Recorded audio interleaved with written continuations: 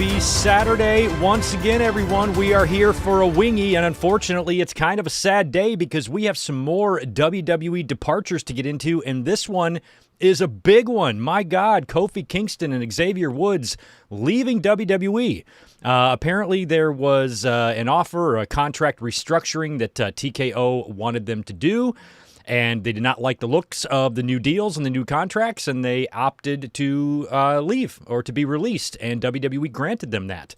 So we had the big batch of releases last week, which dominated the podcast on last Saturday's episode. And last night when I was putting together my notes and getting ready for today, it was going to be a pretty news-heavy episode, but nothing too crazy. I even had my thumbnail ready. The link was all up, and then I get up this morning and I see that Kofi and Xavier are leaving. I'm like, well, that changes our top story, doesn't it? So we have got a lot to get into today, a lot of news to get into. We're going to talk about last night's Smackdown. We're going to talk about last Wednesday's Dynamite. We were already here on Monday to talk about Raw, but we will follow up a little bit on that and preview this week's Monday Night Raw. We also have Collision that goes live in just a couple hours. I do have the night off tonight, so I am in no rush to get this podcast done. So we're going to take our time talking about everything here, and it is possible that we could bleed into Collision a little bit if that happens, but that's the way it go on Saturdays. But I wanted to give myself a little bit extra time to read up on the Kofi and Xavier stuff and see what all of this meant, because they're not the only WWE departures that we learned of today, by the way. So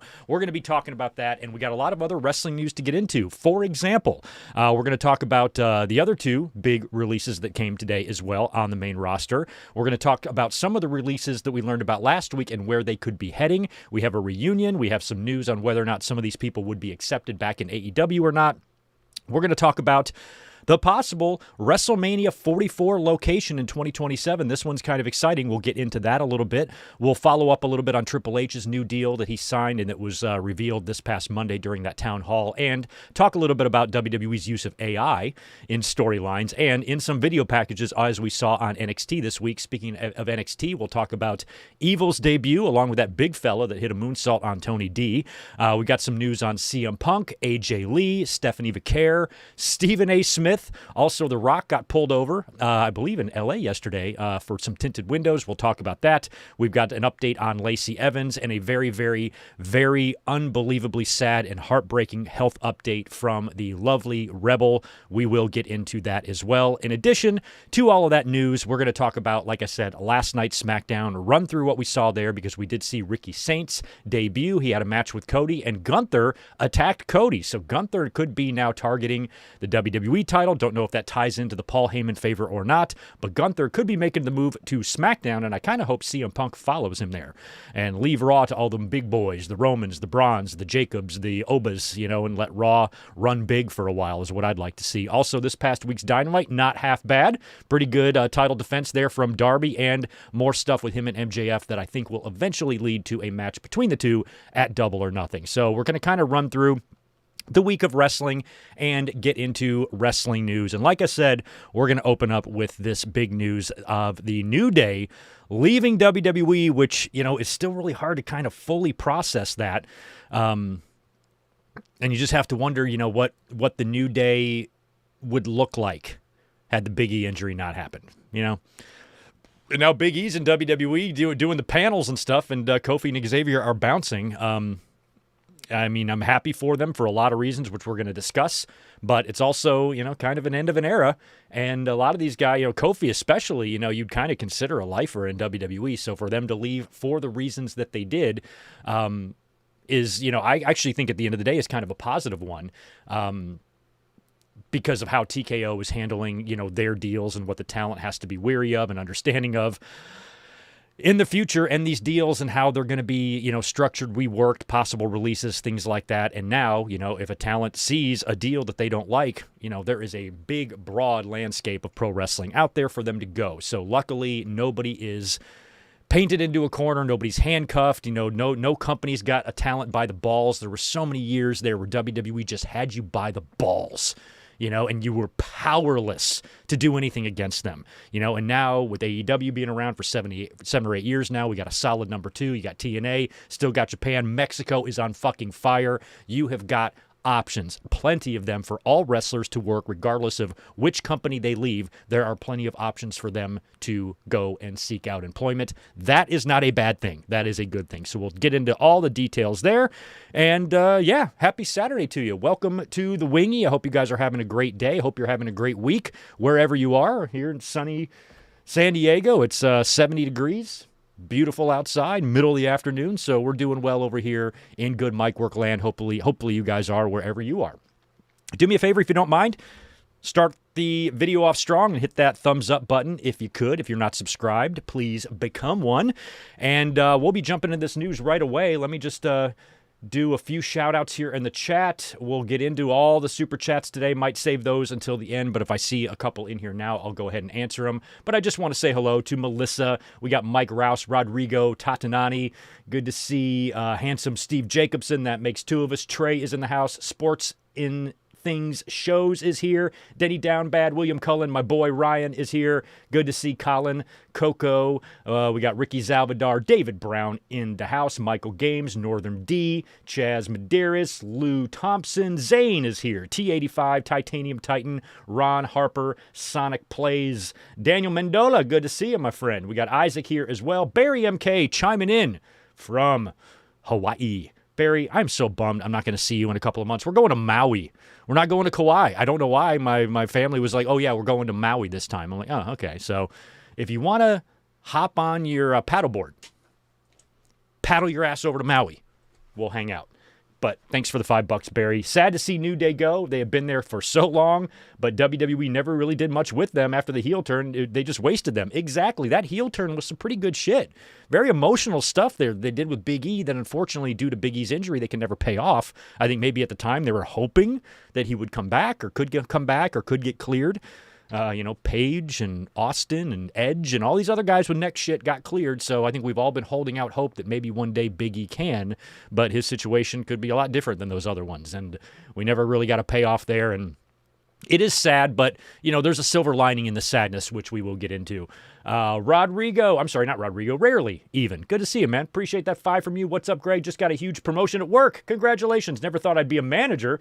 I run my entire department. Didn't even know I was up for it. Well, hell yeah. If you are a good, reliable employee with good work ethic, you're always going to be looked at for promotions in any line of work, I would think. So congratulations to you. If you didn't know you were up for it, that means you're doing a good job. So those are the type of things that bosses look for. So congrats. Now you're going to be a boss. And now you got to look for that same stuff in other people. Who's going to be the ones that are going to be the most reliable, that you can count on, solid work ethic, doesn't call in sick all the time, that type of shit. Those are the people that get ahead. So congrats to you, bro. Happy for you. Good to see Ian Dunn in here as well. Gilbert, good to see you. Garrett Osborne, Zach Palgett, Wrestling God. Everybody else that's chiming in this afternoon, thank you for being here. And welcome to the Wingy. Let's not waste any time. I know we got to talk about this stuff. Everybody, I'm sure, was curious what I was going to have to say about the New Day leaving. And it's pretty shocking, to be honest. It's bittersweet in a lot of ways because, granted, the New Day wasn't doing much, recently on television. Just a lot of backstage shit, the Grayson Waller stuff, and nothing really going on. Plus, Xavier's been out for a while, so it's been mostly Kofi.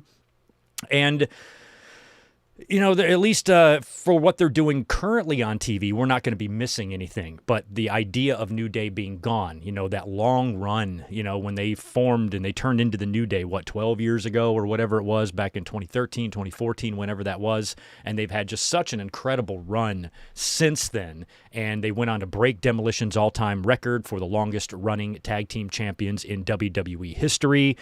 And, of course, Kofi Mania back in 2019, winning the championship at WrestleMania 35. Unfortunately, I was in the building in LA at Staples Center to watch Brock Lesnar beat him in 6 seconds to win that title back. That was not a fun show to watch, but he went down there. But just New Day not being in the WWE is going to be hard to kind of get used to, even though New Day, as we knew them, haven't been the same since the Big E injury, which has now been several years. But it's still going to feel weird without them around. So here's what we know about this. And I think it was Alvarez today was the one that was reporting that WWE had asked New Day to restructure their contracts into TKO contracts, and New Day did not like what was in those contracts and decided to leave or ask for their release. Now, what I'm assuming here, without really getting a clear-cut answer, I'll read you the Fightful Select report as well, which they are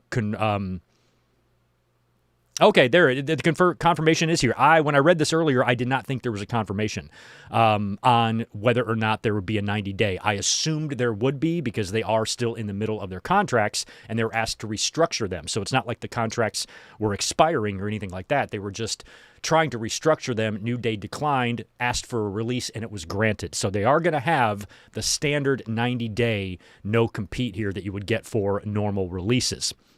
Now, what's good about this is that you're seeing a situation here where talent, because of the landscape of pro wrestling, they can control their own destinies now. You know, if they don't like what is in these contracts, and clearly they didn't, they had great deals. They were probably both making into the 7 figures. And so if they want to get these deals restructured, they want to take pay cuts or whatever it might be, you know, with all the years they've been there and all the money they've made, you know, they don't need to do a deal that might be, you know, unsatisfactory to them. They've got the power and the freedom to be able to accept or decline things. That's a really great position to be in if you are a pro wrestler. And for them to look at a couple of contracts that were probably still very lucrative. You know, it's not like TKO or cheapskates or anything. Well, I mean, they kind of are in some ways, but they are going to be paying, you know, competitive market price for these wrestlers because there's a lot of other wrestling promotions out there. So it's not like they were offering New Day nothing, but New Day knows what they're worth. You know, they feel like they're worth this much, and if it's not getting offered to them, then they're going to go maybe seek that out elsewhere or just go somewhere else in general. So I'm happy that, number one, they requested the release and they got it. And I'm glad that they were able to make that decision on their own, you know, based on this new deal that was offered to them. So they are now gone from WWE. Kofi apparently gets to still use the Kofi name. Xavier Woods obviously will not be able to use that, but he's been working hard to reestablish the Austin Creed or whatever name outside of WWE a lot. And of course, he does a lot with the video games and stuff. And I would love to see Xavier and Kofi both go to AEW. Xavier's tight with all those guys over there, Kenny and Ricochet, and they all play video games together and whatnot. So I think he'd fit right in over there. I think they would love to have Kofi as well. Or they might just want to bounce around and do stuff. Take a break from wrestling, make some indie appearances, show up in TNA, you know, just do some stuff. Who knows what they want to do? They have 90 days to think about it. But it's an end of an era in WWE for sure. New Day leaving the company is shocking. And it's kind of, you know, it's the way things are now in TKO. And shout out to Ibu. Over on Twitter today, he tweeted several things about the situation, and he was claiming that there's already a lot of, you know, kind of animosity and resentment between, you know, veterans and PC talent in the company. And a lot of these releases that are coming, you know, this could result in more talking, backstabbing, backbiting, resentment, you know, talent working less hard to get NXT stars over, because what's happening here is there's a lot of discussion going around, and this has always been the case in wrestling. Wrestlers always gossip with each other. This is exactly how Hall and Nash changed the business, is because they were asking what everybody was getting paid, knowing how much people are getting paid and how much money they can get compared to that number. And that started driving, you know, the guaranteed money in the contracts and stuff. And wrestling has always been that way, you know. So now, you know, you could get some veterans, you know, maybe a little bit offended by what some of the NXT call-ups are getting paid compared to them and all this shit. And it's becoming kind of a mess. I think it's going to affect morale in the company, especially now that, you know, TKO operates so much differently than WWE when it was owned by Vince McMahon. Right now, you know, they are treating every single contract like an investment. So, you know, think about somebody like Miro, who has survived all of this, but Aleister Black did not. So when you are re-signed or signed to a big money deal, or TKO offers you a big money deal, you can accept that, but you got to know, if they signed you to 5 years and X amount of dollars per year, if you're not getting over, or you're not giving a TKO a return on their investment that they deem satisfactory, you're not going to make it that 5 years. They're going to try to get some of that money back. So, it's just like kind of in all sports, you might sign this big money deal, but how many of those players actually get every dollar of that? And I think with the situation now with these wrestlers, if you are offered a big money deal, you are going to have a finite amount of time, a window, so to speak, to get yourself over. If not, goodbye. And that has got to be a pretty decent source of anxiety, I would think, for some of the talent, knowing that it's not like the old days anymore. Oh, I got a 3-year deal. I can just sit back and not give a shit. I don't think you're allowed to not give a shit anymore. Not in TKO, you're not. I mean, look at Roman Reigns. Roman Reigns, Mr. Part-Timer. TKO is, I think, telling him, hey, if you want to make this money, you are going to work. He is booked on the next 8 to 12 Monday Night Raws. He's booked all summer long. He said as much after WrestleMania. You're going to see me all summer. Not because he wants to be there, because TKO is going to make him be there. So Roman now has to work for his big, humongous money contract that he has. He's not going to be able to work 4 dates a year and collect $10 million. It's not going to work like that anymore. So now talent is going to find themselves in a situation like, well, is it worth it to stay here, to stay in TKO and sign this new deal knowing I can just get released a year out? Or do I want to go explore options elsewhere in a company that is also very well financially backed, but doesn't have the corporate nonsense behind it that TKO does? And that's why Tony Khan might be very attractive to some of these stars, and it's important not to burn your bridges in this business. Now, Tony and AEW and TNA and anybody else out there, they're not going to want to gobble up everybody that gets released by WWE, obviously. But when you see two guys like Kofi and Xavier, Jesus Christ, these are Hall of Famers. These are Hall of Famers. You sign them. And so I think they're going to have no trouble turning up. It'll be fun to see where they turn up. If they go separate ways, if they come in as a team, who knows what they do. I'm actually kind of excited to see how Kofi finishes up his career. Xavier might have a couple more years than Kofi, but Kofi's been in the company. When did he come in? When the hell did he come in? Like 2010? No, probably before that. Probably 2007 or something. So I think Kofi's been in the company for close to 20 years. Because I remember when they start running the vignettes for him, for Kofi Kingston with the Jamaican accent, I'm like, it's Carlito. They're just, it's a different Carlito. Just darker skin and different hair, but it's the fucking same exact character. And so I remember when he came in, I'm like, it's Carlito, but Kofi really got himself over. He was way more exciting. He could connect with the audience a lot better than Carlito could. And found his own way, rocky start, getting through the Orton stuff, dropping the accent and, finally finding his way, into the New Day, finding a lot of success there. And then, of course, after a couple of, singles championships in the company prior to his New Day run, they put the title on him. And, then we had Kofi Mania in 2019. So I've always been very proud of, the career that Kofi made for himself in the WWE, coming in as, a pretty small wrestler, lightweight type of wrestler, high-flying guy, to reach those heights and to have that moment at WrestleMania 35 and that emotion that you saw. I still cannot get over that backstage image of, MVP and Shad and whoever else was back there, watching the emotion on their faces, watching Kofi accomplish this, at WrestleMania was one of the greatest moments in WWE history, so it's a big deal for them to be gone. And, like I said, as excited as I am for them to see what they do, you can't help but not feel a little bit of sadness that the New Day era in WWE is over, even though it's kind of felt like it's been over for 4 years now. But one day in the future, that entire faction, all three of them, will go into the WWE Hall of Fame. And I think that's going to be a really, really fun and emotional. I think there's going to be laughter and tears and joy and sadness all wrapped into one in their Hall of Fame induction one day when believe me, they will go in all together, all three of them. But for now, Kofi and Xavier gone from WWE. Big E's still there. And I wish them both the best because they're awesome. Here's what Fightful Select had to say about the release today. This might be repeating a little bit of what I just said, but I want to at least read this report to you.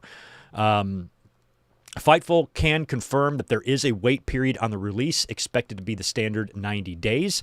They confirmed that they were asked to restructure their recently signed deals. They did recently re-sign deals, I think last year, multi-year deals, and they were asked to restructure, and that's when they rejected that and asked for the release. Immediately, the situation was met with shock among WWE wrestlers, many echoing the sentiments that they believed both men were WWE lifers, especially Kofi. However, that was quickly followed up in numerous cases with the belief that nobody is a WWE lifer anymore. And that's true. There's really no such thing as that anymore. And it's been that way for quite a while. Kofi will still be able to use the Kofi portion of his name, considering it's his birth name. Xavier Woods' name is owned by WWE, but he's worked to establish Austin Creed outside of WWE. New Day is also owned by WWE and cannot be used outside the company. Those we spoke to in TKO tasked WWE with shedding millions of dollars in payroll, which led to a huge set of releases and departures over the last week. Kofi and Creed both make well into the seven figures and are expected to get immediate interest everywhere. We're told that there are already major names pushing for Kofi and Creed within AEW, which is not much of a surprise. They did sign new deals in 2025 that were expected to carry them into 2030. So they were all set to be WWE lifers, because by that point, Kofi would definitely probably be retiring.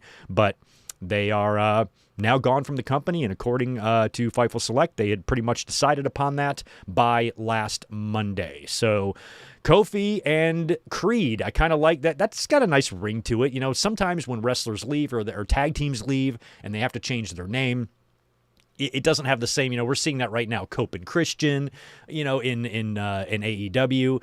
But with Kofi and Creed, it's like the same thing. Cope and Christian, one of them got to keep their name, the other one didn't. Kofi and Xavier are kind of the same thing here. So they could be Kofi and Creed. What's a synonym for New Day? What's a synonym for new? What's another word for new? New week, new morning. I don't know what the fuck. You could give me your names of what you think New Day could rename their team into. I think they could just go by Kofi and Creed. That would be perfectly fine. But we will see. But yeah, I think AEW would be the best landing spot for them because they're the number two. And Kofi and Xavier are still, they're still top-level talent. So I think that's kind of the only place they should go, where that's not the case with every release. I'm not going to expect Dexter Lumis in AEW. I mean, he might turn up there, but I doubt it. But Xavier and Creed, for sure. So let's hope in 90 days we get some elite Kofi and some elite Creed. All the best to both men. And they're not the only guys who left today. Tonga Loa and JC Mateo are also gone, and there are no details, or there weren't actually at the time I was making my notes. I can check on an update on this. But in terms of Mateo and Tonga Loa, they are now gone as well, but there isn't really any word on to what led to those releases. They're just gone. So I don't know if they got released or if they asked for the release. But again, I think it's going to be the standard 90-day for these two as well. So we need some of the details here. I was worried when I saw these two that it was going to follow up with like Tala Tonga, who had a massive night last night, beat down some people last night on Smackdown, right? So the MFTs are going to cease to exist. You just lost two of its members. Are they going to quietly release Tama Tonga and maybe even Tala later on in the week? I don't know. But in terms of these two, Tonga Loa wasn't doing much. He was more or less in the background. A lot of people found the JC Mateo signing odd. I thought Jeff Cobb was more suited for AEW than he was WWE. But they brought him in, and, almost right out of the gate, he just wasn't doing much, just kind of a background member. So I feel like these are the two background members of the MFTs, and if the MFTs are going to operate now as a trio, that would be better, because I think those are the three strongest members. You got Solo, you got Tama, and then you got the Monster. So all the best to JC and Tonga. Hopefully they can both go back to New Japan or wherever they're going to go. These are two signings that, as a fan, obviously I want them to get work and I want them to get the biggest deal they can possibly get, wherever that might be. But as a fan, I don't personally have any huge desire to see them in AEW, so I don't really think they need to be bouncing right over there or anything like that. But I do want to see them continue to work. So Japan might be a good option for them. Don't really know with those two guys. But again, wishing them all the best, because that's really sad. Now, there was also another departure this week. This one is a behind-the-scenes departure. Long-time producer Gavin O'Shea, been there 25 years, since 2001. He was let go unexpectedly and released a lengthy statement on social media where he talked about being let go and that he was there for 25 years. And I think I had actually the statement. Let me see if there's anything interesting in there to be noted. Where the hell is that statement at? There it is. Statement, and this is from Gavin O'Shea. Looks like this was about a day ago on, I think, Facebook, and I quote, "After 25 years, losing my job wasn't part of the plan. For those memorable 25 years at WWE, I've seen, heard, and experienced it all. After all, I grew up there, made friends there, and learned by doing. Like many people, I tied a piece of my identity to what I do every day, so when that suddenly changed, it felt unsettling, humbling, and honestly a little scary. But here's what I'm learning in real time. Your job is something you do, not who you are. Setbacks can create space for better opportunities. Resilience isn't a buzzword. It's a skill for you to build through moments like this.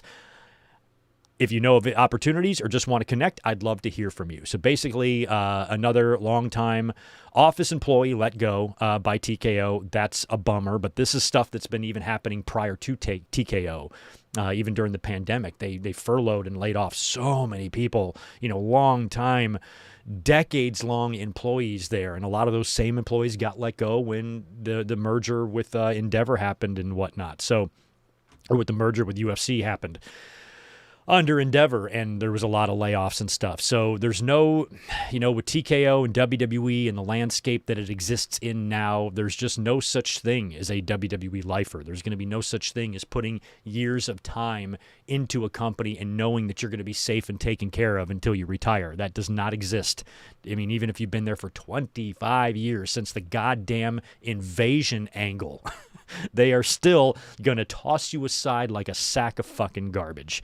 And it's another reminder where I'm so happy I never entered the corporate world, never had to worry about this type of shit, happening to me. And it's a shame. So all the best to Gavin, all the best to New Day, all the best to Tonga Loa and Jeff Cobb, and all the best to all the releases that we learned about last week and where they may wind up. Speaking of those releases, two of them were Aleister Black and Zelina Vega. Word on the street is that the AEW locker room doesn't have a whole lot of interest in seeing Malachi Black return. Also, I have personally heard from actual wrestlers that Zelina Vega, not the most beloved person in the locker room. And based on how, Malachi left, even though he still left, I think, on good terms, most of the locker room and a lot of us, fans were hearing this what appeared to be this obvious desire by Black to want to leave and go back to WWE.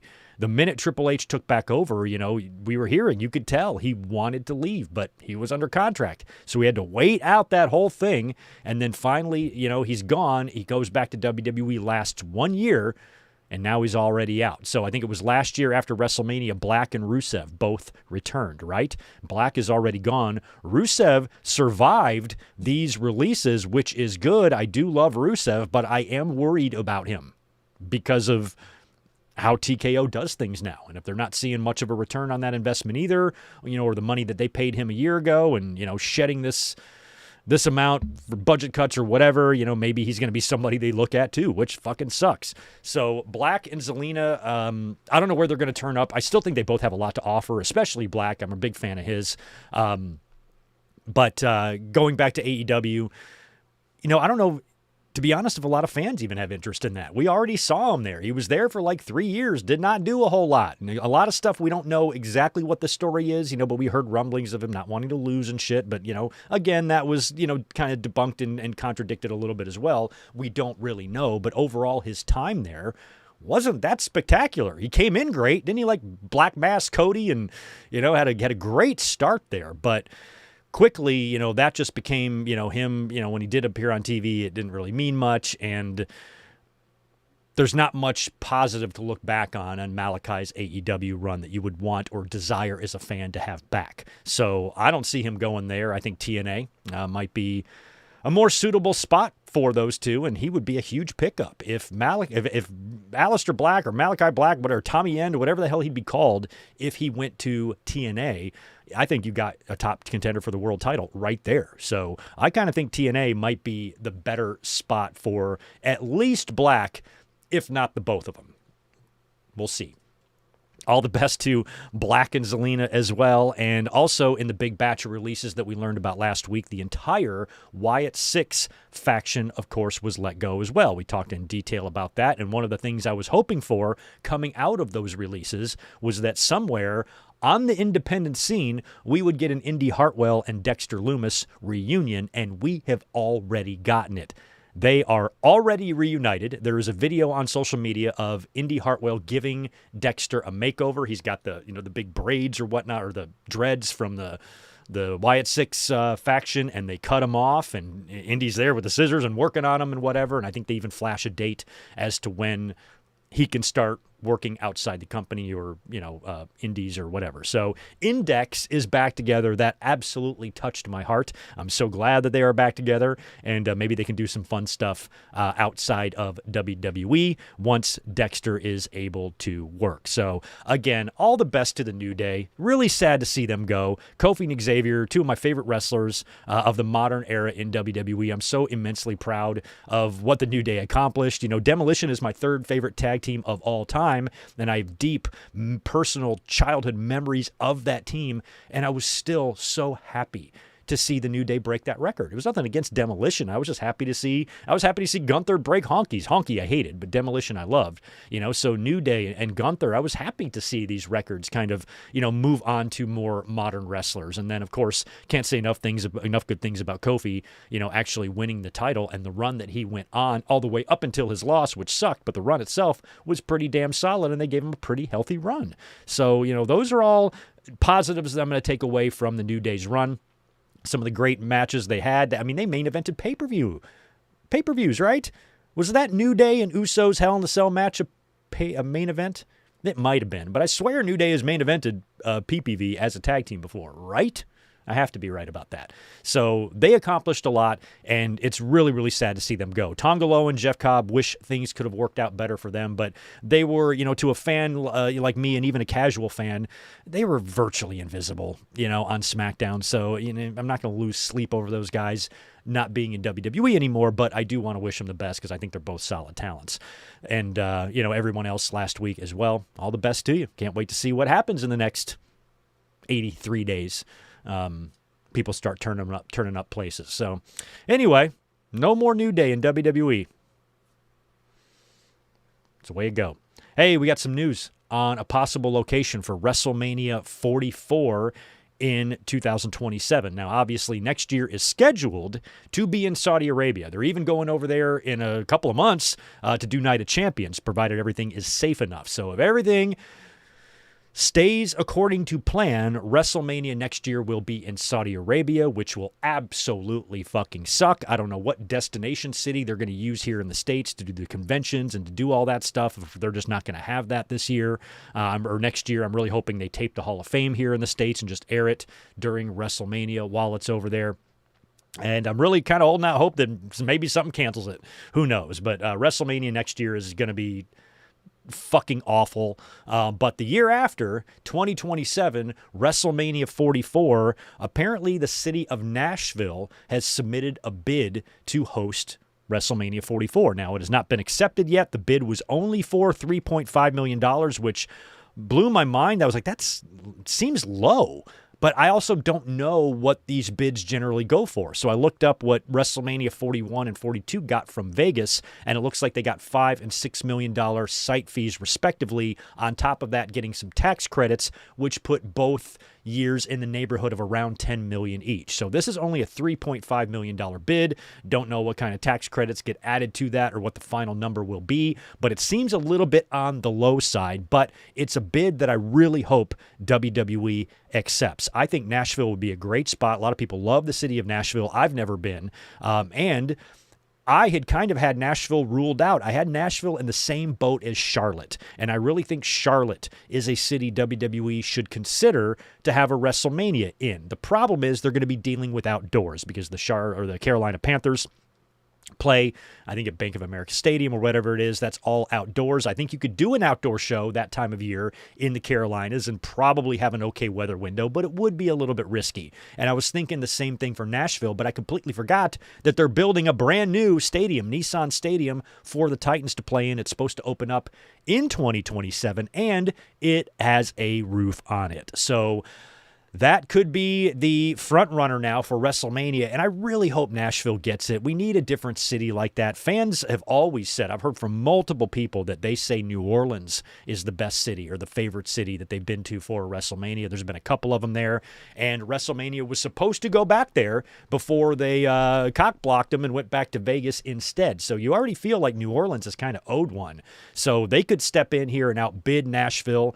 But, just to bring things back to a little bit of fucking sanity, I think Nashville would be a good, different type of market to hold WrestleMania in because you're kind of running out of markets. I've had Charlotte on the list for a long time, but really, where else is there that they haven't gone yet? Nashville, obviously, they haven't done.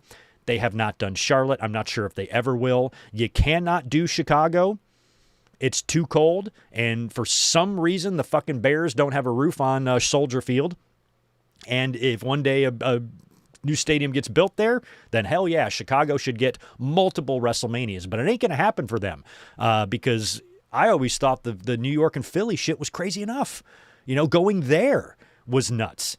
And after the Philly show, I think it was Nick Khan that said they want to stay away from cold weather cities going forward. So Chicago, New York, and Philly, I think, are all out at least for, maybe the next 10 years. So that kind of leaves you some of your other ones. New Orleans is owed one. Minnesota is kind of owed one too. They're going to host SummerSlam this year. Atlanta hasn't had one since WrestleMania 27, and they've recently built a new stadium as well. It'll be 18 years, or it's going to be about 20 years or so since Arizona had one back in 2010. It's already been 16, and I don't see them going back there in the next 4 years. So then you got Arizona. They haven't been to the Bay Area since WrestleMania 31, so you could factor in the Bay Area. I would stay completely away from D.C., and then you've got Florida. You've got your Orlando, you've got your Miami. Both have hosted, or Orlando's hosted a couple of Manias, and Miami hosted that big one at 24, I believe. And then other than that, all you really have is Texas. You got your Houston. You got your Dallas. Those big stadiums there, which have both hosted WrestleManias, in recent history. So that's kind of it. You could go to Seattle again if you wanted. You could go to Petco. I've always said it wouldn't work out at Petco because of baseball season, and Padres wouldn't be on the road long enough to have WWE come in and come out and set up WrestleMania. But it would work if you booked the show like a day or two before opening day or after opening day and hope that the Padres are on the road. Then you got plenty of time to break down the set and get it out of there before the home opener happens. And that's what happened in Seattle at WrestleMania 19 in 2003. I think WrestleMania was held, I think, on the same weekend as opening day for Major League Baseball, but Seattle was on a road trip. So they could put Mania there and break it all down and get it out of there before the Mariners come home. So you could do that here in San Diego, but otherwise you're kind of running out of locations. All the typical spots are going to be repeat locations. We've already seen a couple of New Yorks, a couple of New Orleans, a couple of Orlandos, a couple of LAs. Or not in recent history, not in SoFi, though. A couple of Vegases, obviously. Dallas has had two, right, at 32 and 38. So you've got, or was 38 Houston? Was 38 Houston? Where was 38? Was 38 Dallas or Houston? Might have been Houston. So is the only Jerry World WrestleMania, is that just 32? So I feel like Jerry World could get another one, but, WWE's not too interested in breaking attendance records anymore. They just want to make money. So if you did Jerry World, I don't think putting 100,000 people in there would be a goal. I think making as much money as they could would be the goal, even if it means putting half the amount of people in there. So all those locations, are kind of up for grabs, but I think it would be really nice to return just to a normal human American fucking city. 2 years in Vegas, that place is crazy. Now you're going to be going over to Saudi Arabia. It's time to give the fans a normal normal, maybe more affordable destination city to travel to. And I think Nashville would be perfect. So I am rooting for you, Nashville. I'm cheering for Tennessee to get a WrestleMania in that city. And who knows, by 2027, maybe I can drive my ass out there and hit up WrestleMania, and we can all hang out. We will see. But Nashville, good Mike Works pulling for you hard. Let's hope that they get WrestleMania 44. And if they don't, let's hope that it goes to a city that's at least as cool as they are. I'm out of water. I'm drinking a Fresca, by the way. All right. I have a little water right here. I'm sorry. I do have a little water. Other than this, I'm out of water. This is my last water. It's just not very cold. All right. So, WrestleMania 44, possibly in Nashville. Let's hope that happens. Also, we got a little bit more news. We talked about this on Monday. Because when we were here doing the Raw review on Monday, WWE had held its town hall on Monday afternoon, and they revealed a few things on this town hall. One of those was that they did confirm that Triple H has re-signed a multi-year agreement with TKO. Most believe this is 3 years. So we talked a lot about this on Monday night, but they did confirm that Triple H at least has re-signed and will be head of creative at least for 3 more years. Now, we've seen all of these releases. We've seen the different ways TKO operates. It's hard to fathom that Triple H will be in this position for the next 10 years. I think as fans, we really have to start thinking about who will succeed him one day. Someone is going to have to.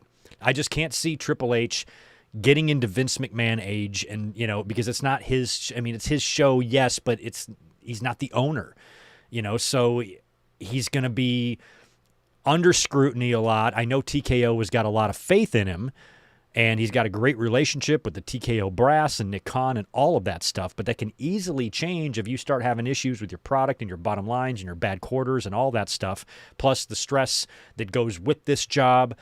Some of the stepping on the toes that might be going on with Triple H creatively if he ever gets fed up with this type of thing, or if the next 3 years are just unbelievably stressful for him, and when it's time to re-up his deal again, he's going to be like, look, I already have a heart condition, and I can't do this forever, and I think it's time to start thinking about, like, the next generation. A lot of people are pulling, Paul Heyman would be great. No, I love Paul Heyman. Paul Heyman did some amazing things in the 90s. I just don't think he's the guy for modern pro wrestling. Heyman understands a lot, but I think you need, somebody fresh and somebody new. And one thing that I worry about, the long-term future, not so much the short-term, but the long-term future of TKO, I really worry turning into WCW. When the Time Warner merger happened, and the AOL merger happened, and you just had this revolving door of people in charge. Nobody could decide who the booker was. They were even given the pencil to Kevin Nash, of all fucking people, for a little while, which if any of you have ever watched Kevin Nash's guest booker appearance with Sean Oliver, you can just see how awful he is at that job. It's like when I'm watching that, I'm like, what? What the fuck? Nash, I think you're like a smart guy. You're one of my favorite overall human people in the wrestling business, but you do not know what you are doing. It's so awful. You got to watch it. It has to be seen to be believed is basically all I'll say there. So I worry that, things are going to get real discombobulated in WWE's future when it comes to creative. Right now, things are relatively stable because Triple H does have a track record in that company as an executive going back years, and a lot of fans were very much in support of him taking over for creative when Vince left because Vince was so god-fucking awful. And, you can get a fucking frozen turd on a stick and put it in the creative room and it would do better than Vince McMahon. So we were all very happy. We were all very pro Triple H, and things were hot there for a little while, but now you can kind of see the flaws in Triple H's booking philosophy and some of the things he does and how alike he is to Vince. And that's some of the stuff that kind of gets, a little bit eye-rolling for the fans. For fuck's sake, guys, next Friday on SmackDown, they're holding a funeral for the Gingerbread Man. It's like Vince is back. Didn't they have a funeral for a fucking plant a couple years ago during the Dean Ambrose days? Remember Mitch? Didn't they have a funeral for him or something? They did something with Mitch. I mean, we're back to that. A fucking funeral for a gingerbread man? So what's going to happen next week? I already know what's going to happen. There's going to be a coffin. And Sammy's going to, preside over the service, and there's going to be a coffin with the gingerbread man in it, and the gingerbread man's going to wake up out of the coffin, and it's going to be Trick Williams. Write it down. That's what's going to happen. And it's just so Vince, It's so Vince. And so there's a lot of things about Triple H that start to resemble how Vince operated. Luckily for Triple H, his brain isn't applesauce like Vince's is. So you can trust him a little bit more, but you got to remember who trained him, who taught him, who'd he learn from? His daddy-in-law. So there's going to be a lot of that coming through in him, just minus the deranged, batshit mentality of Vince and Trump are both so much alike. They just ramble about fucking nothing. It's just like they got shit for brains. Triple H at least is young enough still where, he's got his mental faculties. He might not make the best decisions creatively, but he's not a batshit fucking lunatic. And that is still good. So hopefully, in these situations, and I'm telling you, for fans who aren't tribal, who are fans of both companies, and if you really want WWE to succeed, we really need to hope for Triple H's longevity, because I just don't think if you replace him, that's going to necessarily be better, because you're going to replace him, and then that person's going to get replaced, and that person's going to get replaced, and you're not going to have any consistency there. So I really hope Triple H provides and can lead a creative team into compelling stories that fans want to see, so his job remains safe. We want the product to be good. If the product sucks or continues to suck, that's only going to spell or that's only going to lead to more terrible content for fans to consume, and we don't want that. So I want Triple H's 3-year, the next 3 years to go smoothly, with free of as much anxiety as possible. I want them to have some home runs, hit some good storylines here, have some great pay-per-views and PLEs and whatnot, and I want everything to be positive in that regard, because there's a lot of negative going on right now with TKO and their, the corporate hold they have over WWE, these releases, your Jelly Rolls, your Pat McAfee's, your Wrestlemanias loaded with commercials. By the way, the first hour of Backlash is also going to be on ESPN, so this is going to be a regular thing going forward. A lot of this negativity and this negative sentiment that you hear amongst the fans, the last thing you want is to provide shit TV on top of that. So you got to at least stay strong there. Otherwise, WWE is going to be in some trouble.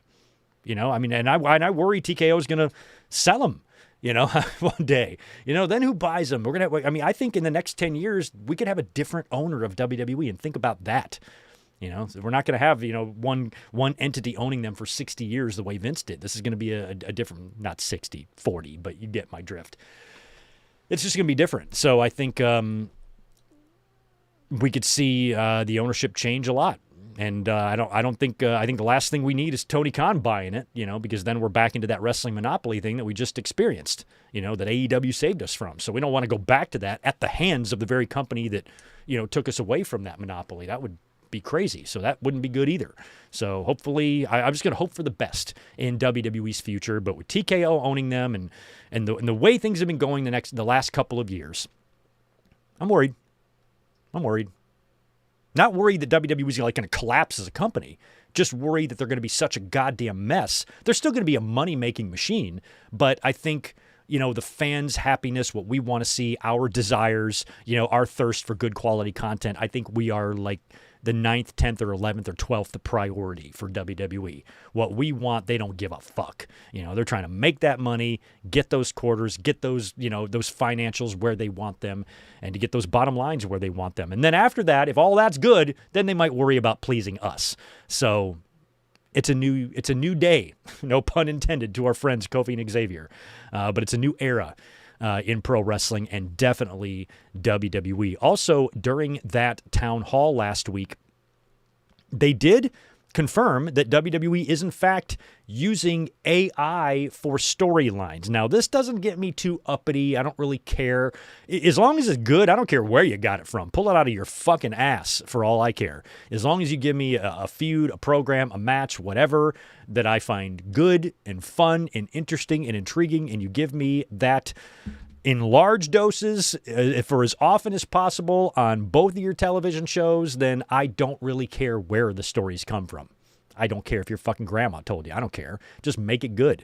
Here's what Shapiro said on Monday in that town hall, and I quote, Nick Khan and Triple H are using AI for storylines with the WWE. What's resonating? What superstars are resonating? In what pockets of the country are they resonating? That helps us with, obviously, our content, our editorial, our creative, our mapping, our touring, and, of course, maximizing revenue. Yeah, and of course, yeah, just throwing that in there at the end, like, oh yeah, that too. No, that's your number one reason for doing this, you dickwad. Maximizing revenue and getting our product out to the fans in most need of it. So I don't have a problem with the use of AI because I am very AI illiterate. I think I'm not fully understanding how absolutely useful this stuff can be. I just think of people making AI slap videos and things like that, and it's kind of a turnoff for me. I've yet to AI one single thing.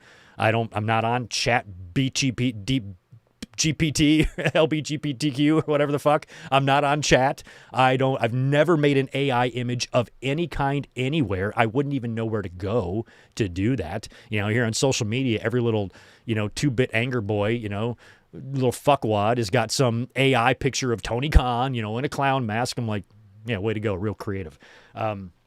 Thumbnails are out of control, in the YouTube scene.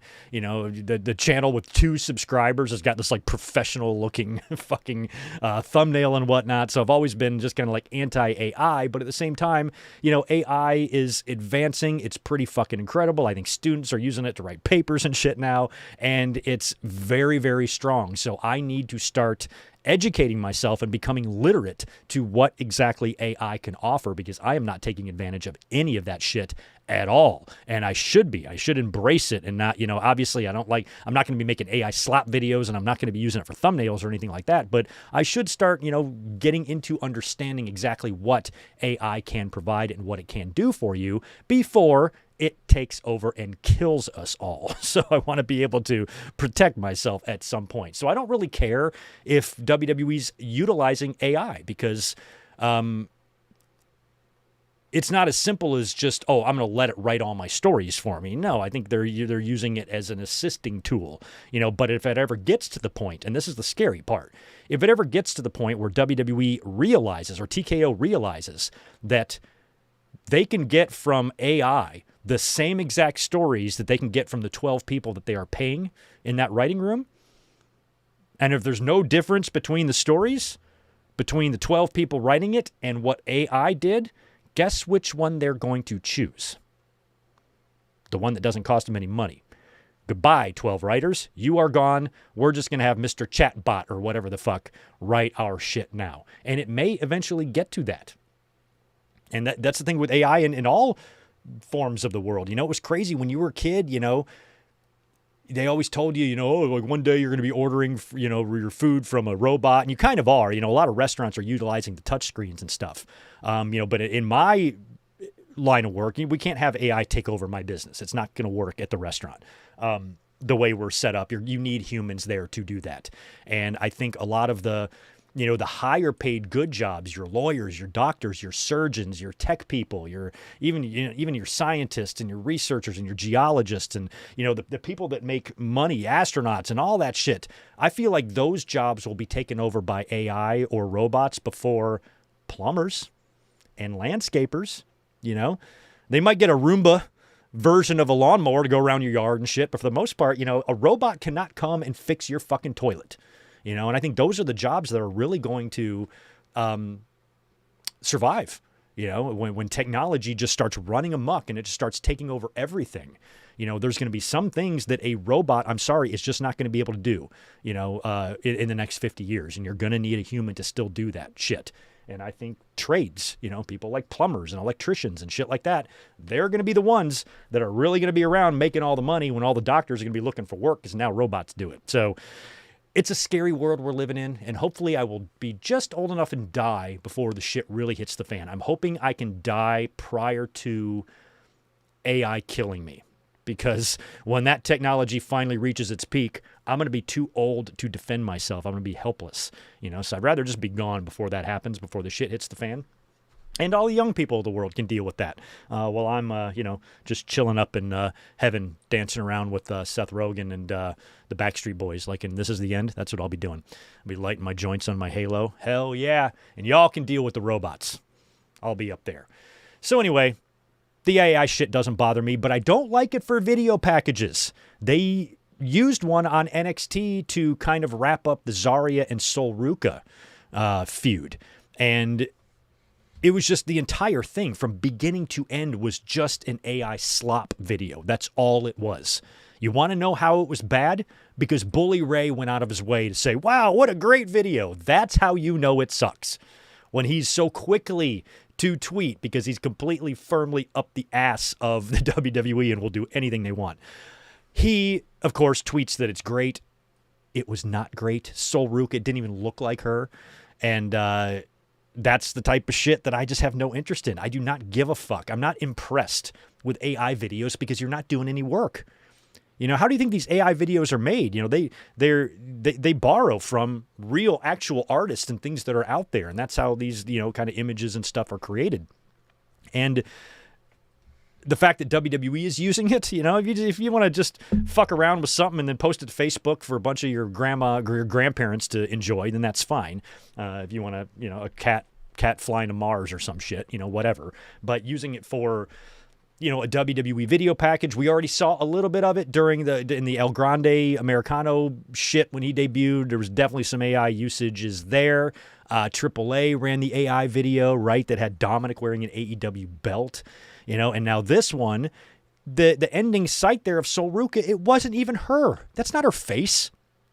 So using AI videos and pictures and images and video packages or whatever, very much against. But if they're utilizing AI tools to assist in storyline development, I don't think that's bad. Whatever helps you not suck, okay? Maybe the robots can say, hey, that's a stupid idea, because they've had a bunch of them. So maybe that would actually help things. So I'm not really too offended by that. I actually applaud, TKO and WWE for, staying on top of the technological advances that we have, because I'm always behind. Like I said, I don't do AI anything. I don't even know how to use AI. Where do I go? What do I do? Does it cost money? Like, what if I want to make a video of me and Bret Hart wrestling in the desert, but instead of audience members, it's ice cream cones. Like, where do I go to make that? And you can do it. There's shit that'll do that for you. So I don't know. I don't know anything about that stuff, but I think I need to start learning. So anyway, that's the latest on Triple H, WWE, TKO, and AI. We've got some news also on AJ Lee and CM Punk.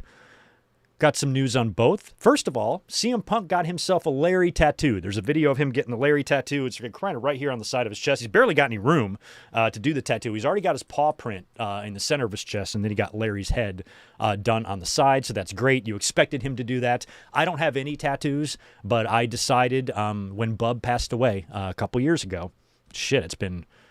This December, it'll be 4. It's amazing he's been gone for that long. It still feels like yesterday. It still hurts. But what I decided then when he passed away is that when Tito passes away, which Tito's only 13, he's got some time left, hopefully. When that happens, I'll get a tattoo of the both of them, and it'll probably be my first and only tattoo. And I really like that Punk got Larry's paw print. I thought that was cool. I might do one of those too, get both the boys' paw prints. And I don't know where on my body I'd put it. I'm down to like the side on my back shoulder or forehead. I'm trying to decide. It's kind of a toss-up. But eventually I will get the same thing done as well. And apparently, we talked about last week the fan incident that he got into after WrestleMania in Vegas last week when he slapped the phone out of the fan's hand and that whole thing happened. Well, apparently that same day or around the same time in the MGM Grand, Punk got in another fan's face and apparently, according to the fan, assaulted him or shoved his chest or chopped his chest or something like that. And this fan actually calls 911 on CM Punk. So I don't think anything amounted to this. Punk reportedly got no heat for the phone slapping incident and the fan that called 911 on him. I don't think anything really came of this, or if Punk had to answer for this in any way to his accuser or whatnot, but it sounds like it's kind of a non-issue. But Punk was involved in 2 separate fan incidents last week, and I mentioned on Twitter today in a completely joking manner, because when we're talking about the releases and how different things are now, really nobody is safe. Even your top guys, if the right circumstances happen, they could themselves also leave. New Day looked at a contract restructuring and didn't like that. What happens if they try to hand one of those things to Cody, or Roman, or Phil? And we have heard in the past that apparently there is only one completely blacklisted name from AEW. We don't know who that name is. All we know is that it is not CM Punk. I don't even think it's Cody. I don't know who the fuck it is. Might be Jake Hager. I have no idea. No idea. But you got to think about even the top stars, and I kind of joked on Twitter. I'm like, man, just to be on the safe side, if I was CM Punk, maybe next time Dynamite's in Chicago, I'll show up backstage, have a 10-second conversation with Jack Perry before I'm politely asked to leave. Remember when he did that, when Raw came to Chicago and he went backstage, saw The Miz. I think he even briefly talked with Triple H, and then Vince was like, he's got to go, and they let him go. But that was his, kind of way of just kind of getting himself out there, trying to take the first step to repair the relationship with WWE, knowing he's probably not going to be in AEW for very much longer. And then what was it, 2 months later, he was officially fired and let go. So, maybe he just wants to venture over there, but I think Punk is probably going to retire in WWE, and I think he wants to stay there and help talent. So I think Punk can probably finish his career there in the ring and then transition into a backstage role like AJ Styles is planning to do. And there's also been a lot of talk about CM Punk being the successor to Shawn Michaels down in NXT. So Punk doing that is just a joke. I had 4 or 5 little fuckwads got all butthurt about it. I'm like, bro, it's Saturday. The sun's out. Get a fucking girlfriend. What are you pissed about? I'm just saying, in general, it would be funny. I was making a reference to when Punk did that with WWE going to the Raw show, wanting to do the same thing for Dynamite, and right off the bat, like little anger boys hiding behind fake pictures are mad. Get over yourselves. Get over yourselves and grow the fuck up. It's just a joke. Not everything is worth getting your diaper in a knot over. I'm a big believer in pick your battles. Pick them, please, all you children. So Punk is probably going to remain in WWE forever, or at least until the end of his career, but you never fucking know. Think about the people who have left and come back and, over the years and stuff like that. So, I mean, if Brett repaired things with Vince, I don't see why Punk couldn't repair things with Tony Khan. Same goes for Cody or anybody else there that, may have had a bad falling out. And, when you're in a landscape like this, sometimes the grass does look greener, and that pro wrestling pendulum never stops swinging. AEW has got an opportunity here. Fans are kind of disgruntled a little bit with WWE. There was some good about WrestleMania, but there was also a lot of bad with WrestleMania, the corporatization of WWE, these fucking commercials, these releases, this synergy with ESPN, and just the way the company is now structured and run, now it's looking like, AEW might be the more fun product to not only work there as a wrestler, but to enjoy or consume as a fan. They've been running pretty good numbers lately in their ratings. Dynamite had a pretty good house on Wednesday, 5,000 plus fans or whatever, and I think they've got a big house for Double or Nothing, and AEW is doing fine. They are definitely a solid number 2. They will always be the number 2. And that's great. We need a number 2. So these fans, there's this whole pocket of people. There's the little short little fucker in the glasses, the Nick Lollipop, whatever, claiming, WBD's not going to renew their deal and all this shit. I'm like, God, the pocket of fans out there that literally lay their empty, brainless fucking heads on their pillows every night and hope for hundreds of people to lose their job is just phenomenal to me. That there are actually... It's men. It's never women. It's men every time. Insecure, angry men who feel this way. And I'm like, why are people rooting for the wrestling business to suffer? This is so stupid. It's so fucking stupid. So whatever happens with the Paramount and WBD deal and what happens to AEW's future, I'm not worried about their future. Not even really with WBD, but the Paramount thing could complicate things. You never know. But this idea that they're already telling them that they're not going to renew their deal. No, it's not going to happen. And if for some reason Warner Brothers Discovery does not want to retain AEW as an on-screen, media property of theirs, then they can go somewhere else. Tony Khan has connections. He owns a football team, don't forget. It's not like he doesn't know anybody. He's got plenty of connections out there, and AEW will always have a television home, at least while they're doing numbers like this and based on where they're ranking, on Wednesday nights and whatnot. So I'm not expecting them to go anywhere, but the landscape of WBD and everything going on with Paramount, you never know what's going to happen there, but nobody knows yet. These are the angry men with vendettas. That's all this is. There's nothing to substantiate or corroborate this at all. And AEW is going to outlive most of its haters. They're not going to go anywhere. If anything, they're going to get stronger with the way WWE is being operated by TKO right now. So that's why AEW doesn't want to take their foot off the gas either. You want to try to capitalize on this, and try to make as much noise and capture as much attention as you can away from people who might be a little bit disgruntled with the WWE product. Now, the tribal people ain't moving. They're going to plant their flag, and dig their claws in and just stay there. They're not worth the trouble. Wrestling fans who just kind of watch everything and want everything to be good, they might be taking notice over there. I'm like, well, I just watched a commercial Mania in WWE. I need something else, man. I'm sick of fucking Slim Jim tables. I need something else. Who's this Darby Allin guy? This is all good for pro wrestling in general to have, two companies doing shit. And one company's down, one company's high. Sometimes, like we saw in 2022, they were both riding high. And then AEW went to shit with the Punk stuff, and then WWE had a great 2023, but then they kind of fell off, and now AEW is trying to recover from that. So that's what I'm talking about. The pendulum is always swinging. You never know which direction it's going to be in. It's a constantly evolving thing, and nothing is ever one way forever. You don't have a boom period and then just stay there forever. Every single boom period in the history of this industry has come to an end at some point.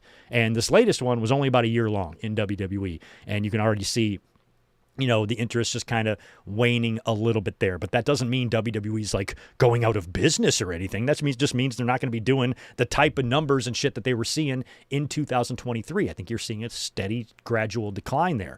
Maybe not in TKO's financials, but in interest, ticket sales, shit like that, you're seeing that slowly just kind of decrease a little bit in WWE, which is why if I'm in AEW shoes, I'm taking advantage of that. And vice versa. AEW was on the rocks there for a little while with the Punk stuff, and WWE signed him and brought him in and waved them in their face. That's what you do.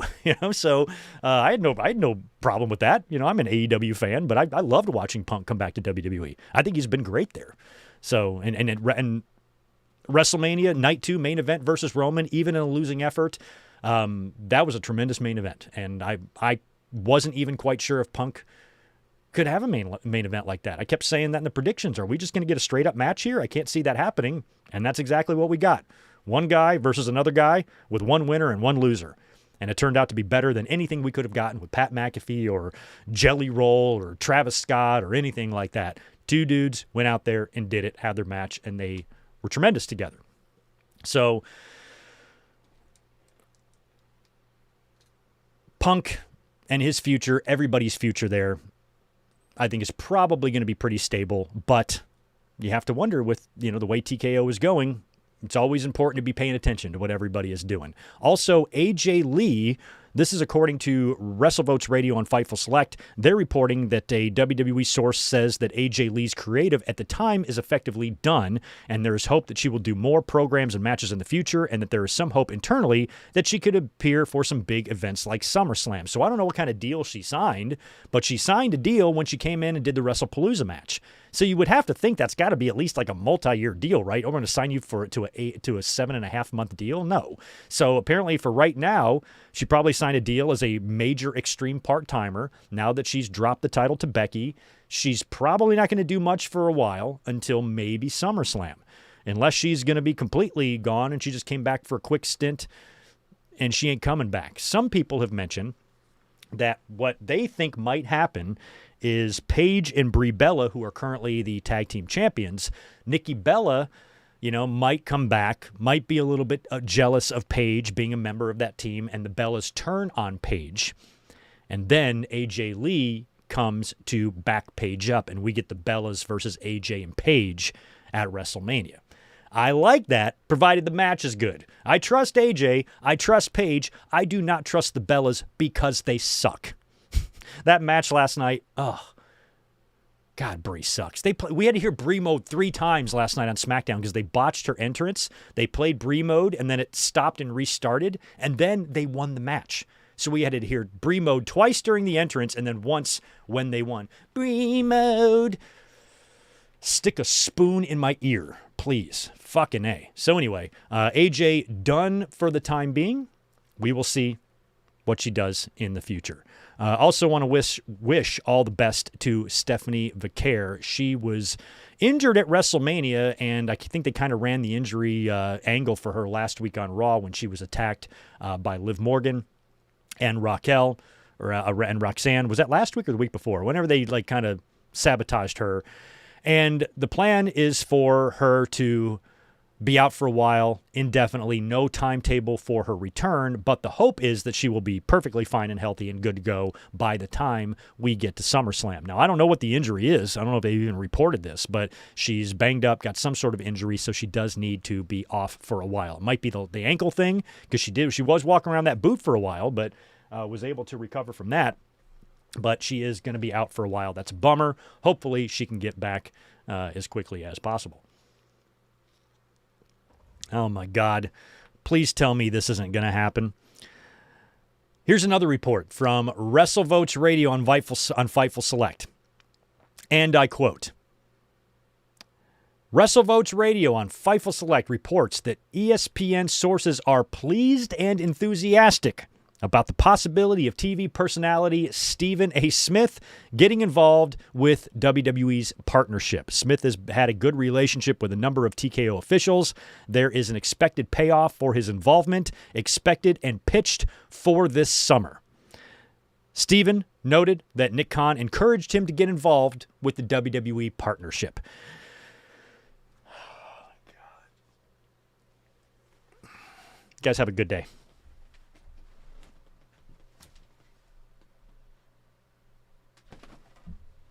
I'm kidding, obviously. Really? Really? Stephen A. Smith?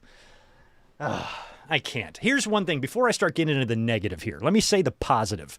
Stephen A. Smith is an obnoxious fuck, but he's a pretty damn good talker. And I think he'd be a terrific manager.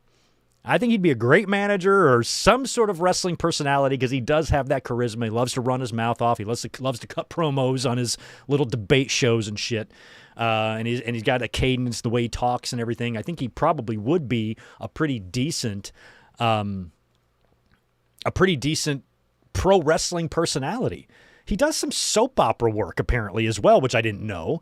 Pops up in one of them. So he's all over the place doing shit, and wrestling is a male soap opera, and he would probably make a decent character. But I'm going to tell y'all right now, if he is who Jacob Fatu is on the phone with, I will sell every one of my belongings and live in the woods for the rest of my life. Because have they not learned anything? Now, we're going to talk about SmackDown later, but of course, Jacob Fatu was on the phone talking to somebody, right? Now we're going through this again. Oh, shit.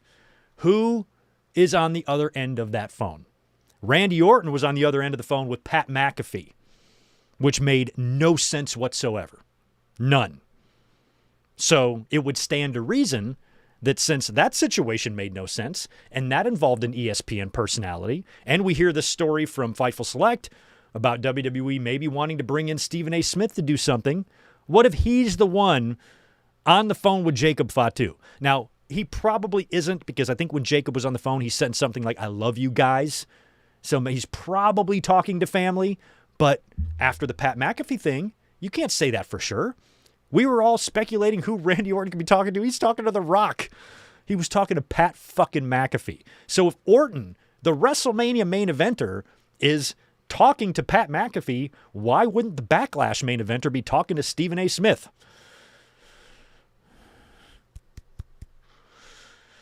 It might happen. Be prepared for a possible Stephen A. Smith appearance this summer. Now, likely he's probably not the one on the phone with Jacob Fatu, but who is? But if he's not, then what will he be doing? What type of angle, storyline, or whatever will Stephen A. Smith be getting involved in? It feels like it would be a main event one.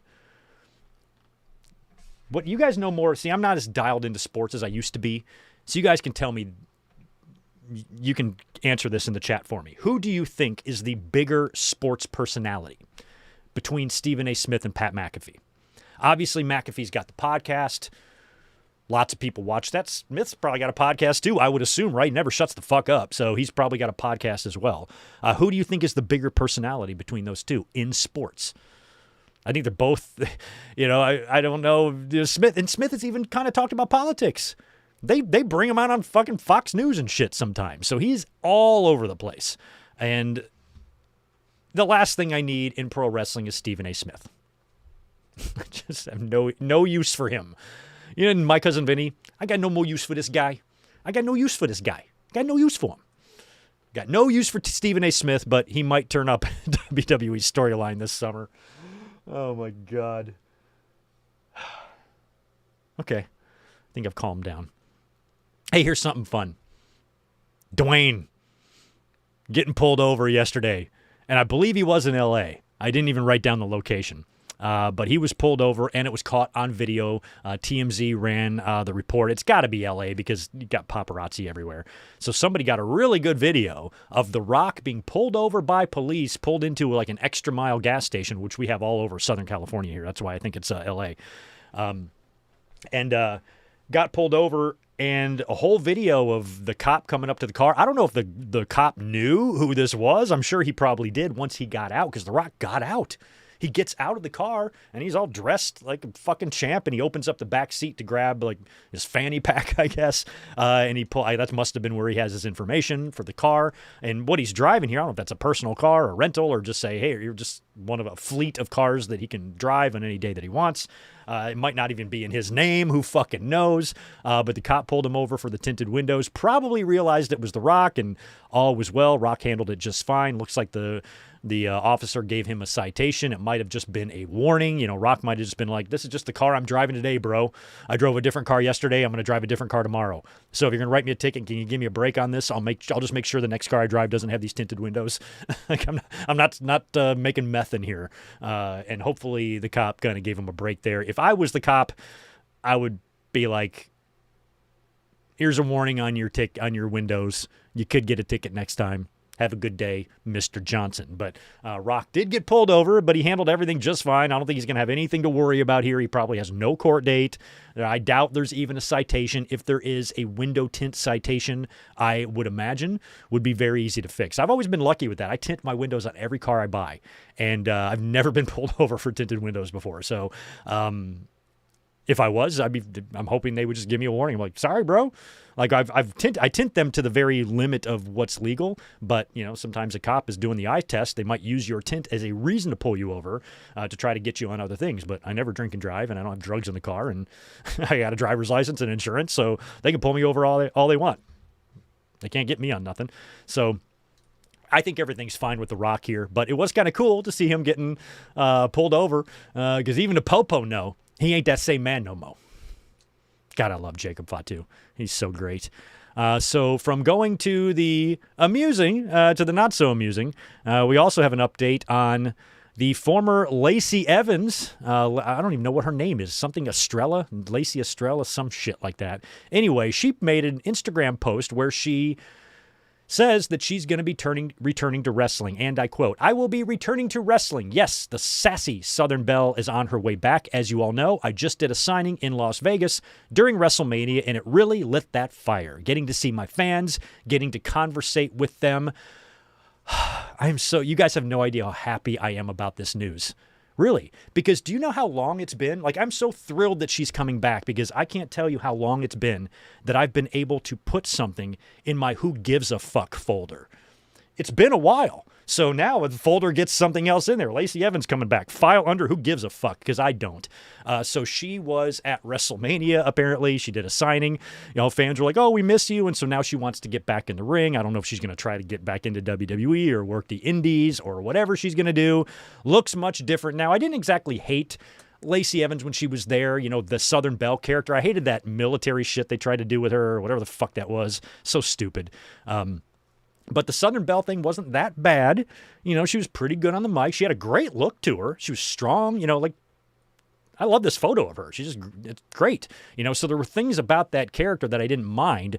But, once you kind of learn, she's an autism denier. She's one of those people, and she's Mr. Christian, God and country person. And that's such a turnoff to me.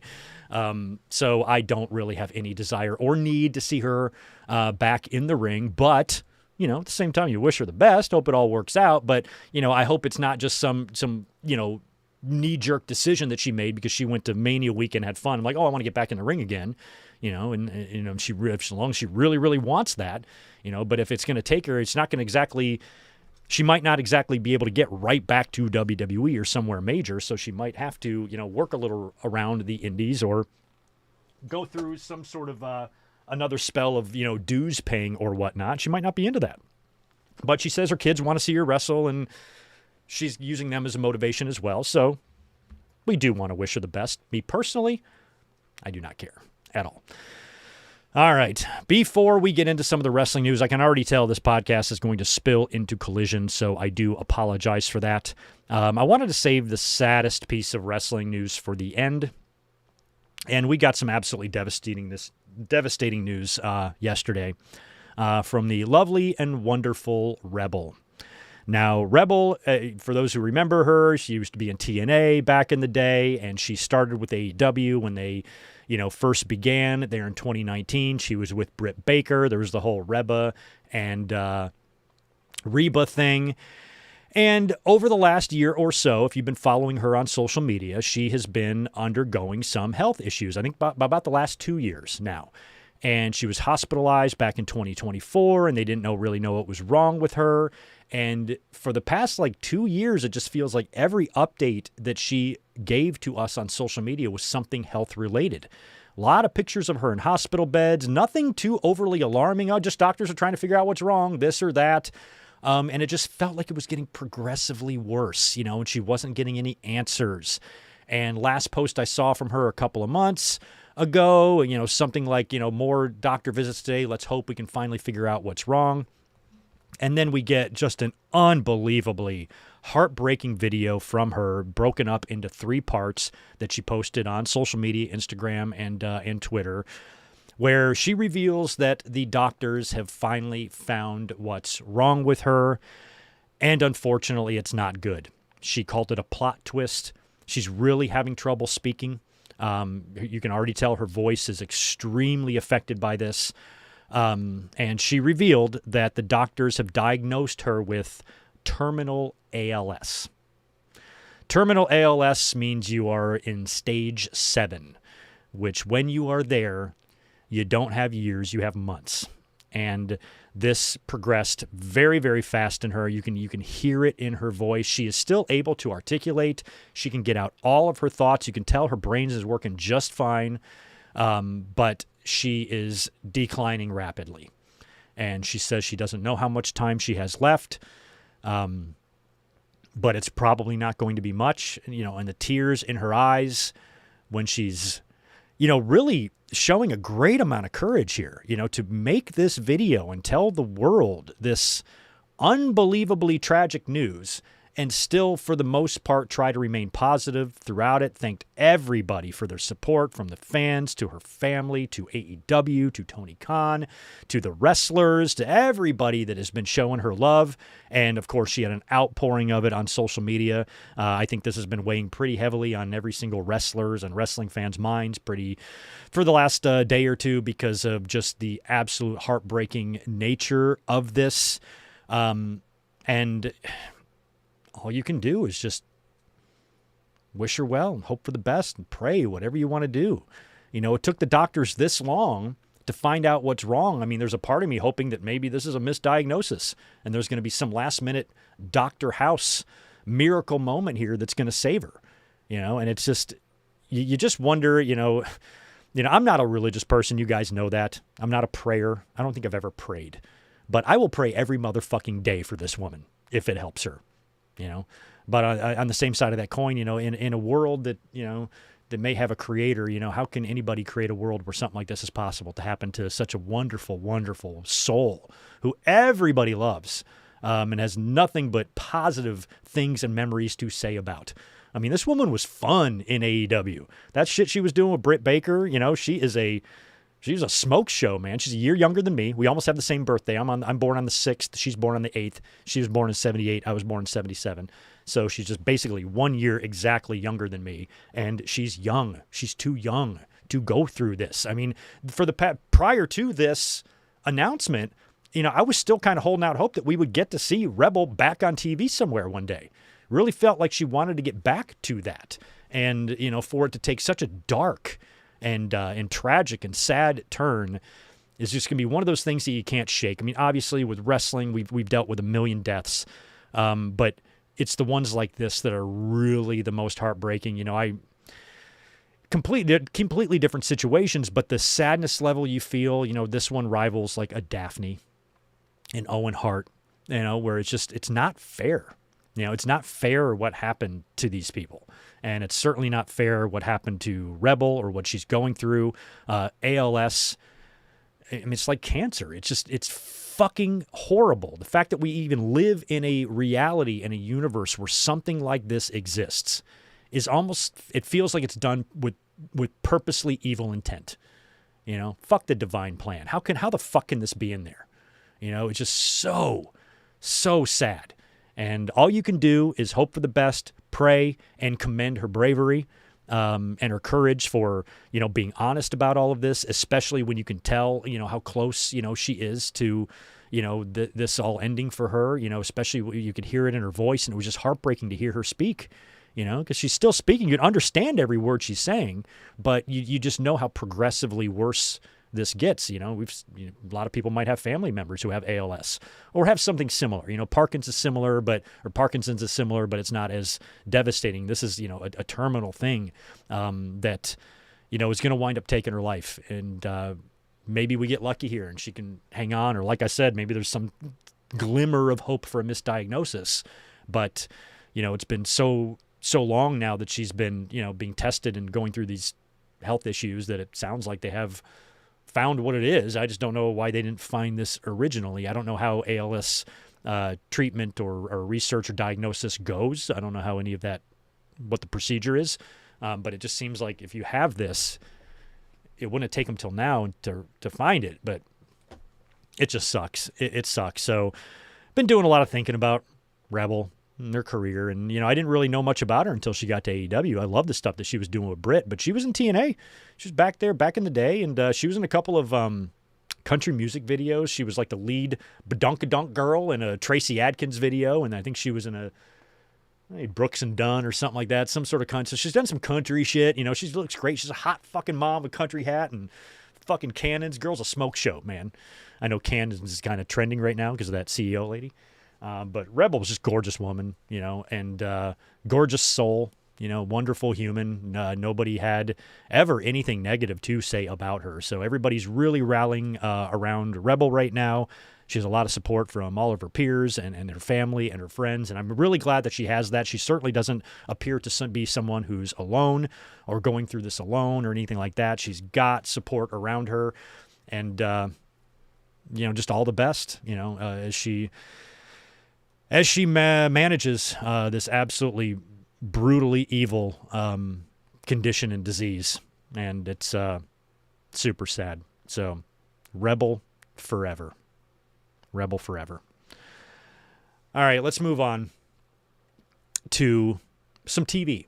We got Smackdown, we got Dynamite to talk about. But first, this past week's Monday Night Raw, as we saw and as we discussed on Monday, a lot of things went down here, but the big closing segment was Roman Reigns giving Jacob Fatu his answer to his challenge for Backlash, and in a segment that I really enjoyed because, number one, we got the Tongan Death Grip, which I'm a massive Haku fan. Now, Haku didn't use the Tongan Death Grip. Ming did.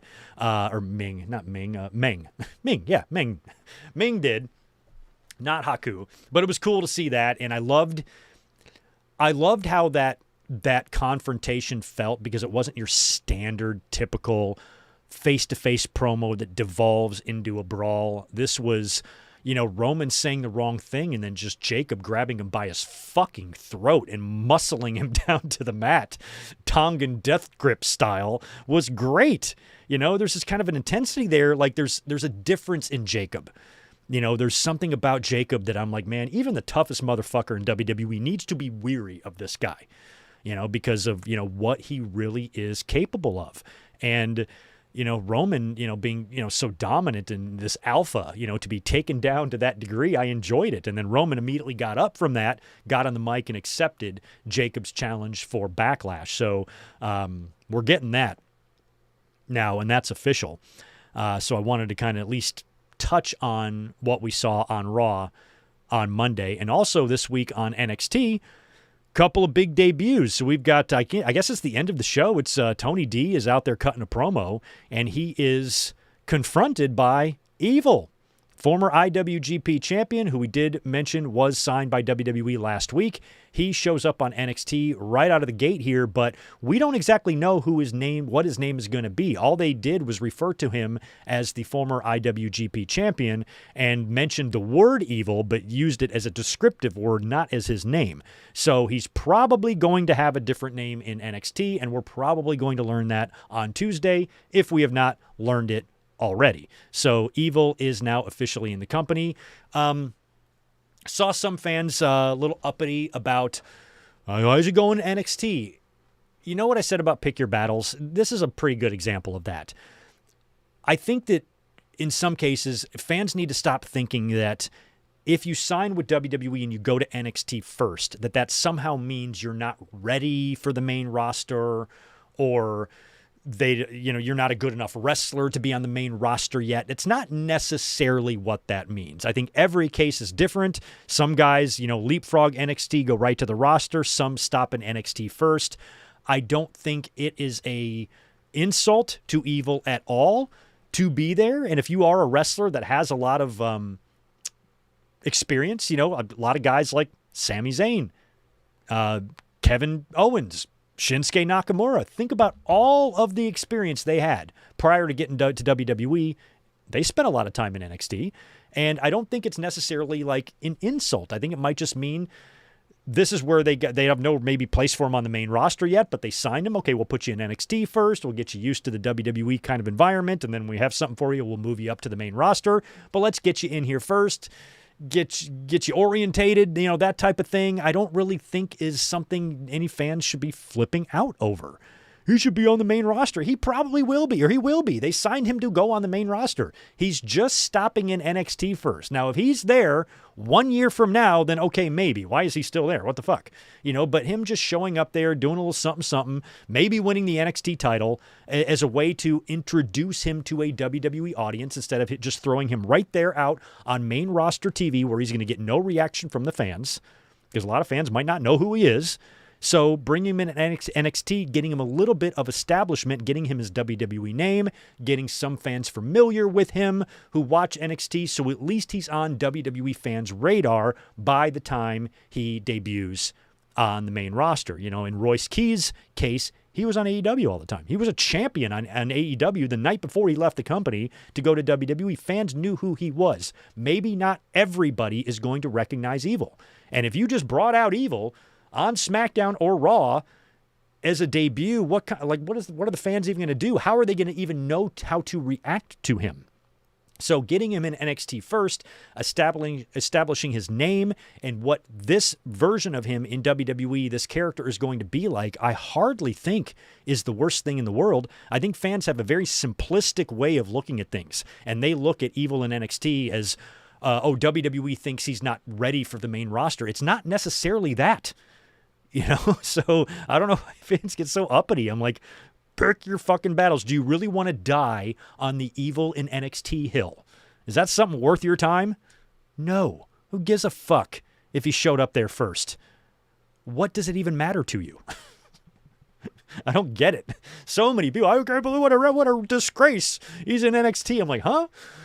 All right. Okay. If I just, is this what we get? Is this what we get mad over? Is this what really consumes our thoughts and our rage? Like, it's just, I don't know.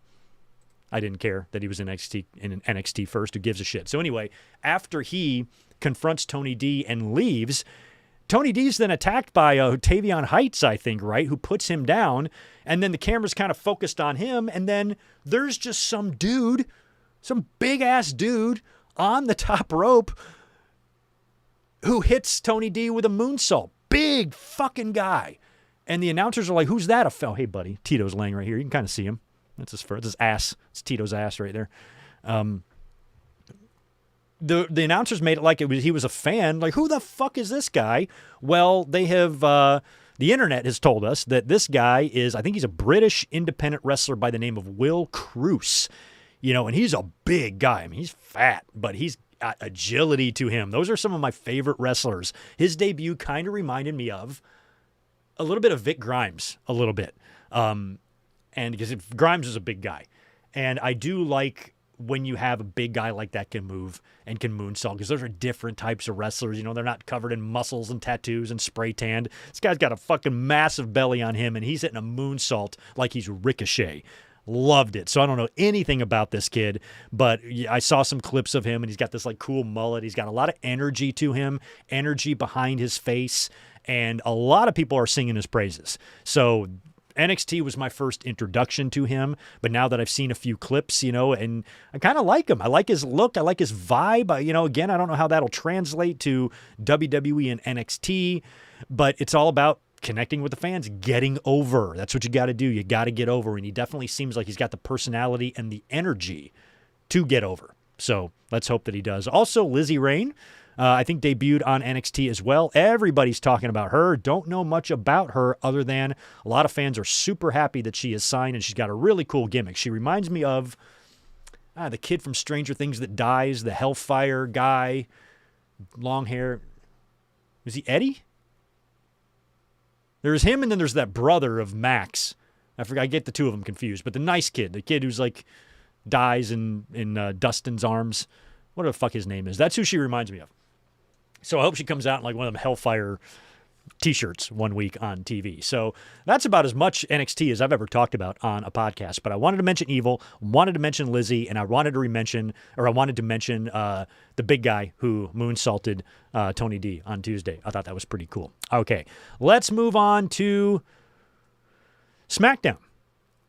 First things first, we talked about it. We touched on it a minute ago when we talked about the Stephen A. Smith stuff. Who is Jacob Fatu on the phone with? Prior to SmackDown yesterday, WWE released a video of Jacob frantically pacing back and forth on the phone. Presumably, he's talking about what happened with Roman. I don't know if this was prior to SmackDown or if this was taped after Raw or when they were trying to say that. I don't remember. But Jacob is pacing around, and I know, I wasn't myself, or it wasn't me, or I got away from myself, or whatever he said, and he said something along the lines of like, I know, I understand, and I love you guys. So we've got another one of these mystery caller angles. The last time they did this, it completely fucking sucked because it was Pat McAfee. And when you combine that with the news story that's been going around about WWE really looking to bring Stephen A. Smith into some storylines this summer, if he is on the other end of this phone, like I said, I will sell my belongings and move into the woods. I'm not going to do this. I'm not doing this shit with this fucking company, I swear. So hopefully he's on the phone with a family member. Hopefully he's on the phone with The Rock, maybe when The Rock was being pulled over, when the cop was writing his ticket for the tinted windows. He hopped on the phone to talk to Jacob to kill some time. So I think Jacob might have been talking to The Rock when he was in the car getting pulled over by the cop. Maybe. I don't know. But we don't know who he's talking to. He said, love you guys. So they just released a couple of Samoans. So I don't know if there's any other Samoans out there, you know, that could be coming in or could be maybe helping him against Roman Reigns. But again, I'm not expecting Jacob to beat Roman. I don't think Roman's going to win the title at WrestleMania and drop it at Backlash. Jacob ate Hulk Hogan, and this ain't 2002. So I don't think you're going to see a champion win the title at Mania and then immediately cough it up at the next PLE.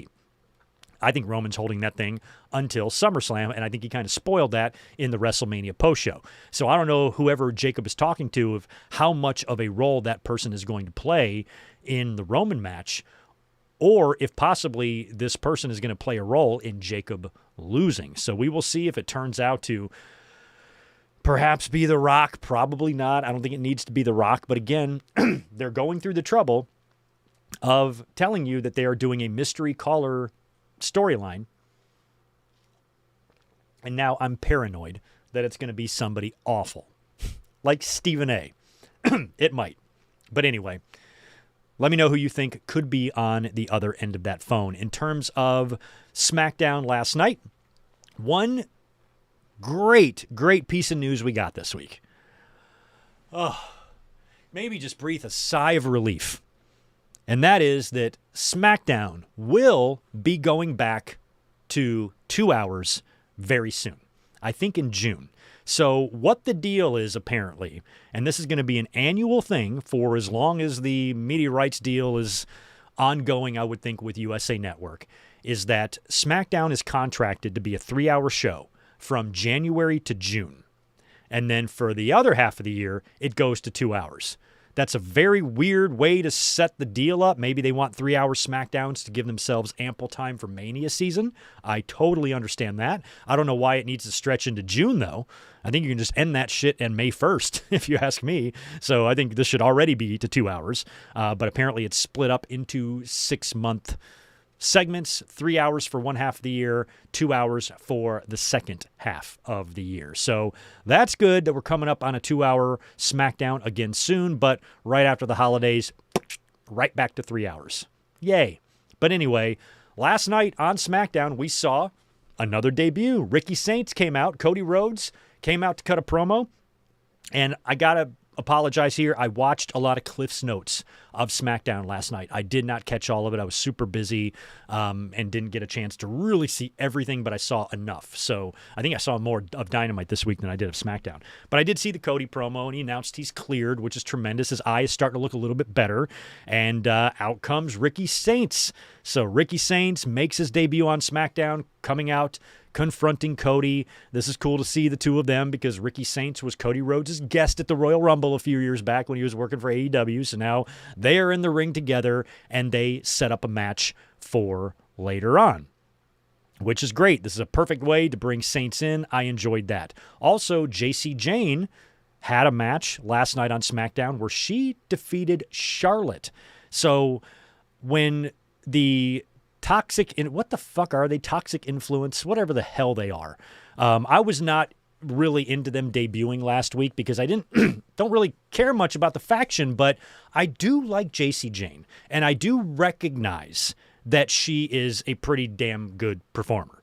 And a lot of people sing her praises, and she, of course, leads this faction, so a match and a victory over Charlotte here, I think, is a pretty big deal. I do worry that we're going to get a very long tweet from Ric Flair with each letter or first letter of each word capitalized, obviously.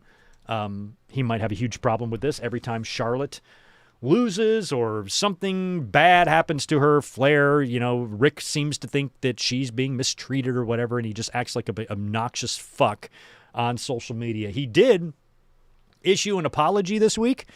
We talked about him last week on the Ariel Helwani show and the absolute ass he made of himself on that show. Well, he has since apologized in another one of his really weird tweets where he apologized to Ludwig Kaiser or whatnot, but Flair, just shut the fuck up.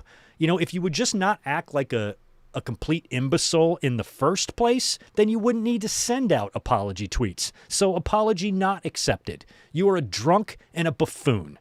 And shut up.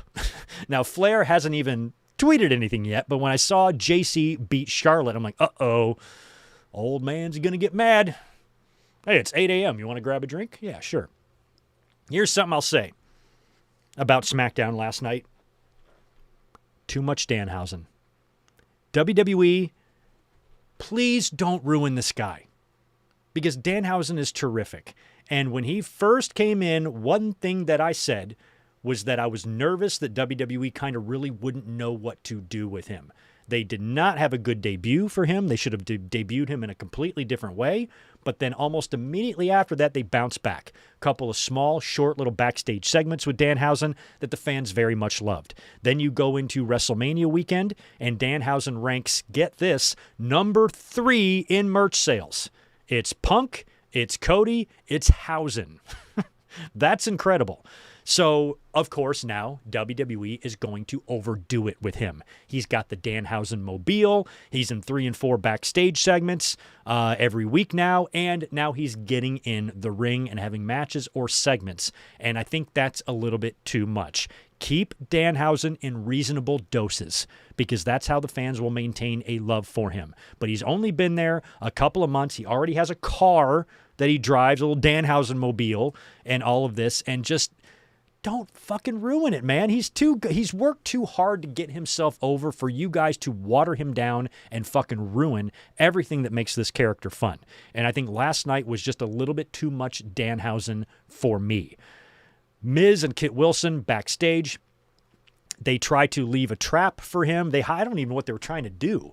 Oh yeah, that's right. There's a briefcase of money, and they then hide in like a photo booth.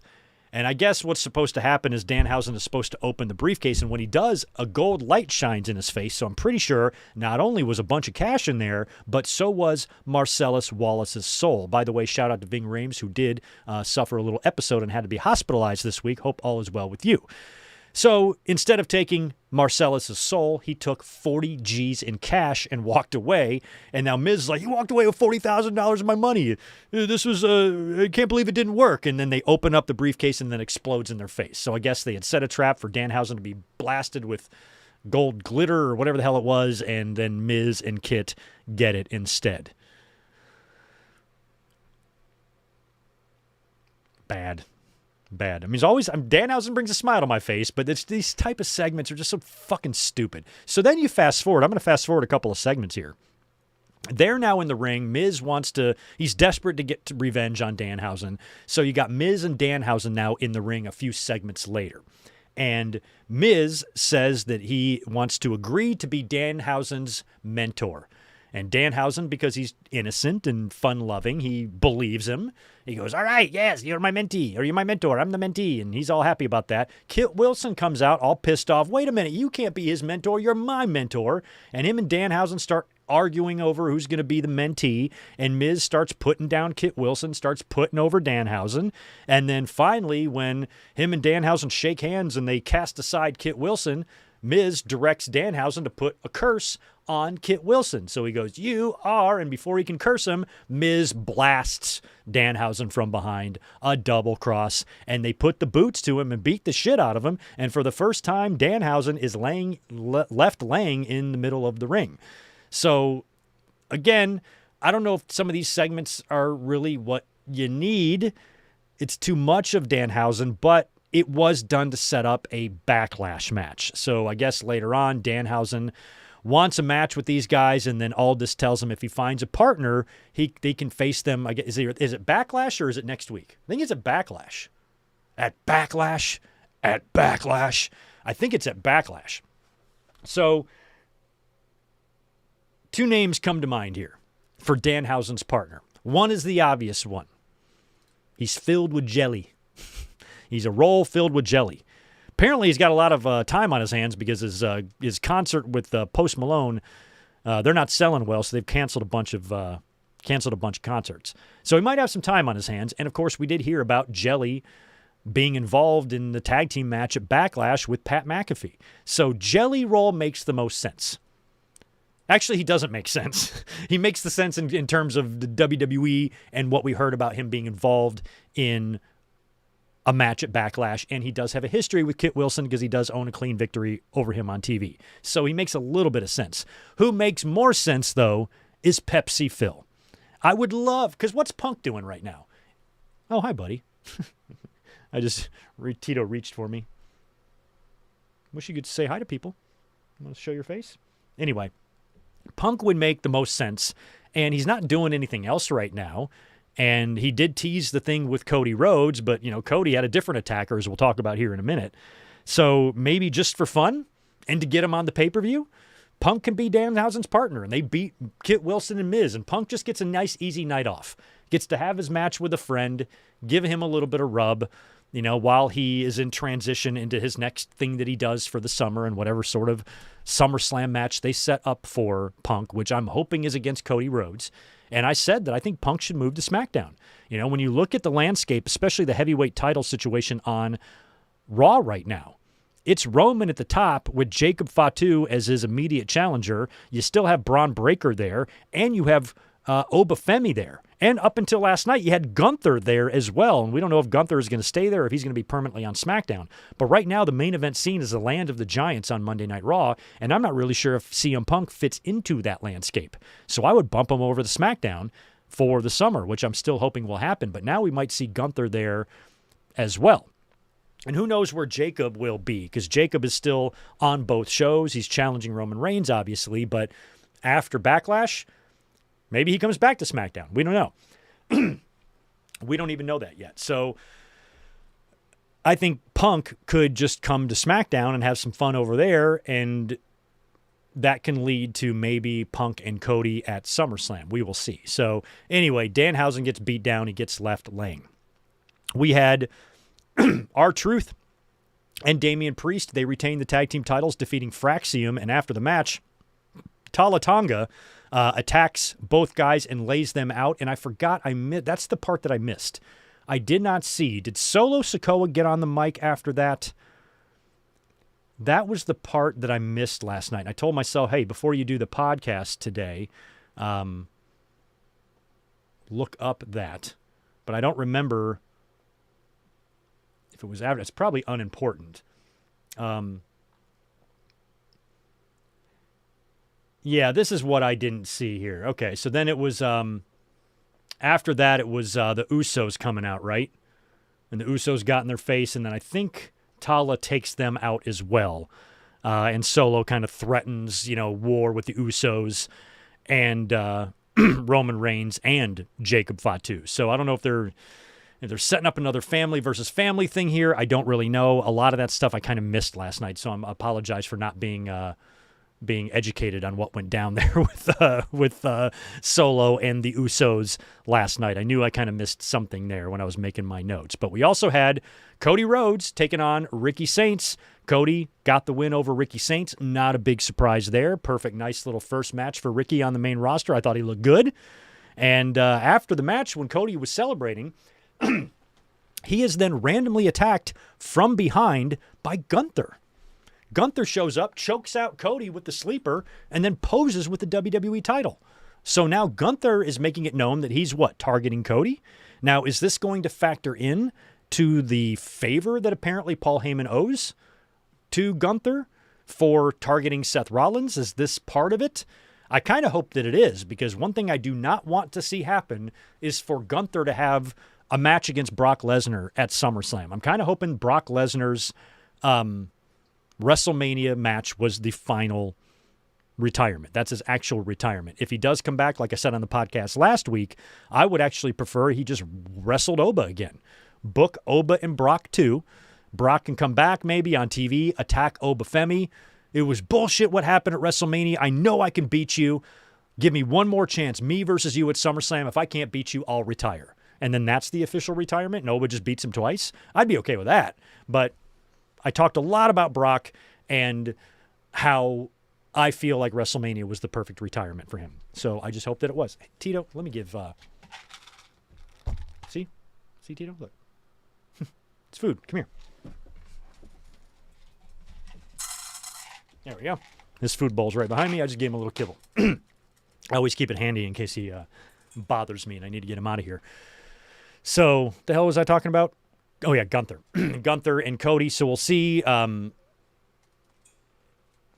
what winds up happening, if this is going to be a Backlash match. I mean, are we going to get, how does Backlash going to work now? Because we already have 3 Raw matches announced for Backlash, right? Seth and Braun. and then Roman and Jacob. And what was the other one? I know there's 3 on Raw already. Io Sky and Asuka. So it's Rollins, Breaker, Io and Asuka, Roman and Jacob. Last night we have Danhausen and his partner versus The Miz and Kit Wilson, and we're also going to get Trick Williams versus Sami Zayn for the United States Championship as well. So that's 5 matches right there. I don't know if they'll throw a Cody match on there too, but now you got Cody and Roman both on the show as champions. Who main events there? Probably Roman Reigns, or if they hold off Cody and Gunther and maybe do a rematch. Didn't they work at Night of Champions when they were doing the champion versus champion thing? What is that what they do now? I forgot. Are they going to do the champion versus champion thing again at Night of Champions? Because if that's the case, oh, fuck. I don't even remember what they did last year. What is it, King of the Ring or is it Night of Champions? Like, what the hell happens there? Last year, did they do the champion versus champion thing and give that big green ugly belt away, or was that a couple years ago? Because if they do that, that means we're getting Cody and Roman 3, if we do that. But if they don't do that anymore, you guys tell me. I don't know. How about we look it up? Night of Champions 2025. What happened last year? Okay, this was in Saudi Arabia, June 28th, last year. King of the Ring final. Okay. Oh, no. This was just regular title matches. It was Cena versus Punk. That's right. And did we get a World Heavyweight title match on that show last year? Doesn't look like it.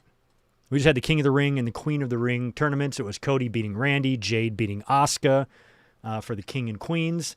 And who the hell was World Heavyweight Champion last year at this time? Was it Seth? I guess he wasn't even on the show.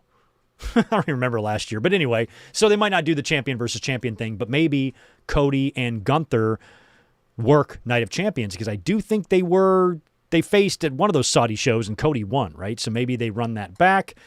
I don't know what, for just Cody to beat Gunther again. Now, the fact that Gunther attacked Cody is kind of intriguing because, you know, with the retirement tour that Gunther's been on, retiring bitches left and right, you know, is he really going to just have this match with Cody and lose? Or are they going to put the WWE title on Gunther and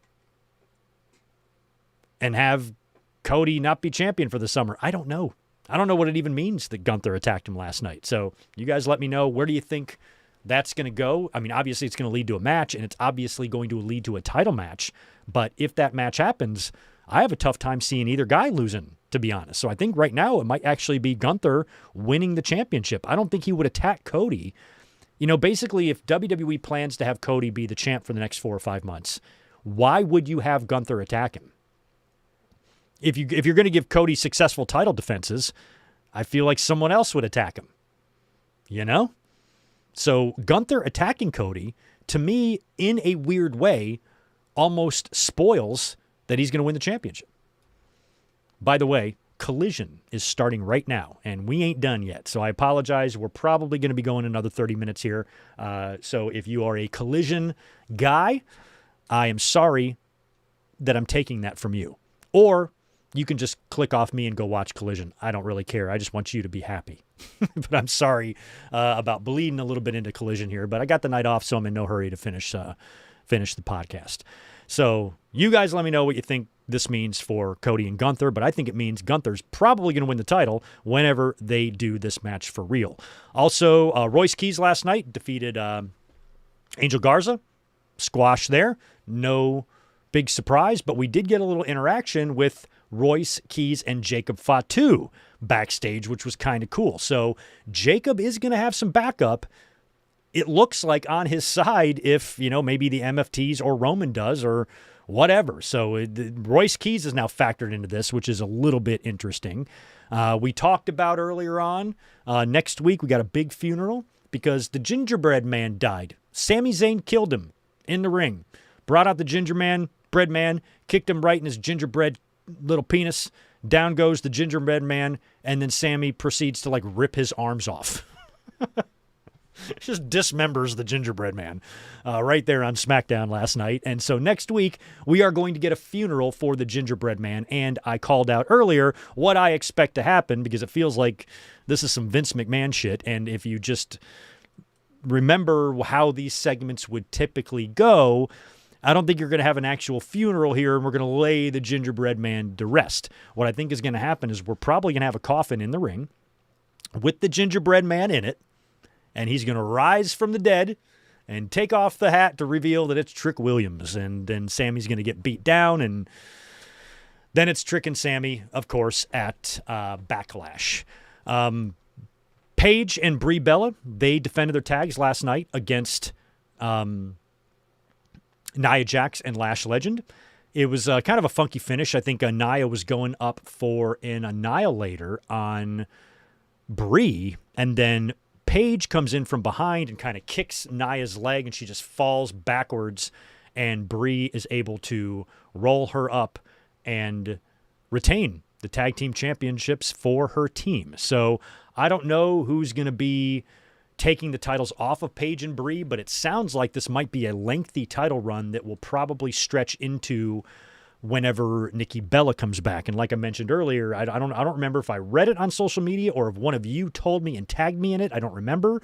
But the idea is that Nikki will come back once she's cleared. She will be jealous, and the Bellas will then turn on Paige, and then AJ Lee will come back and team with Paige to take on the Bellas.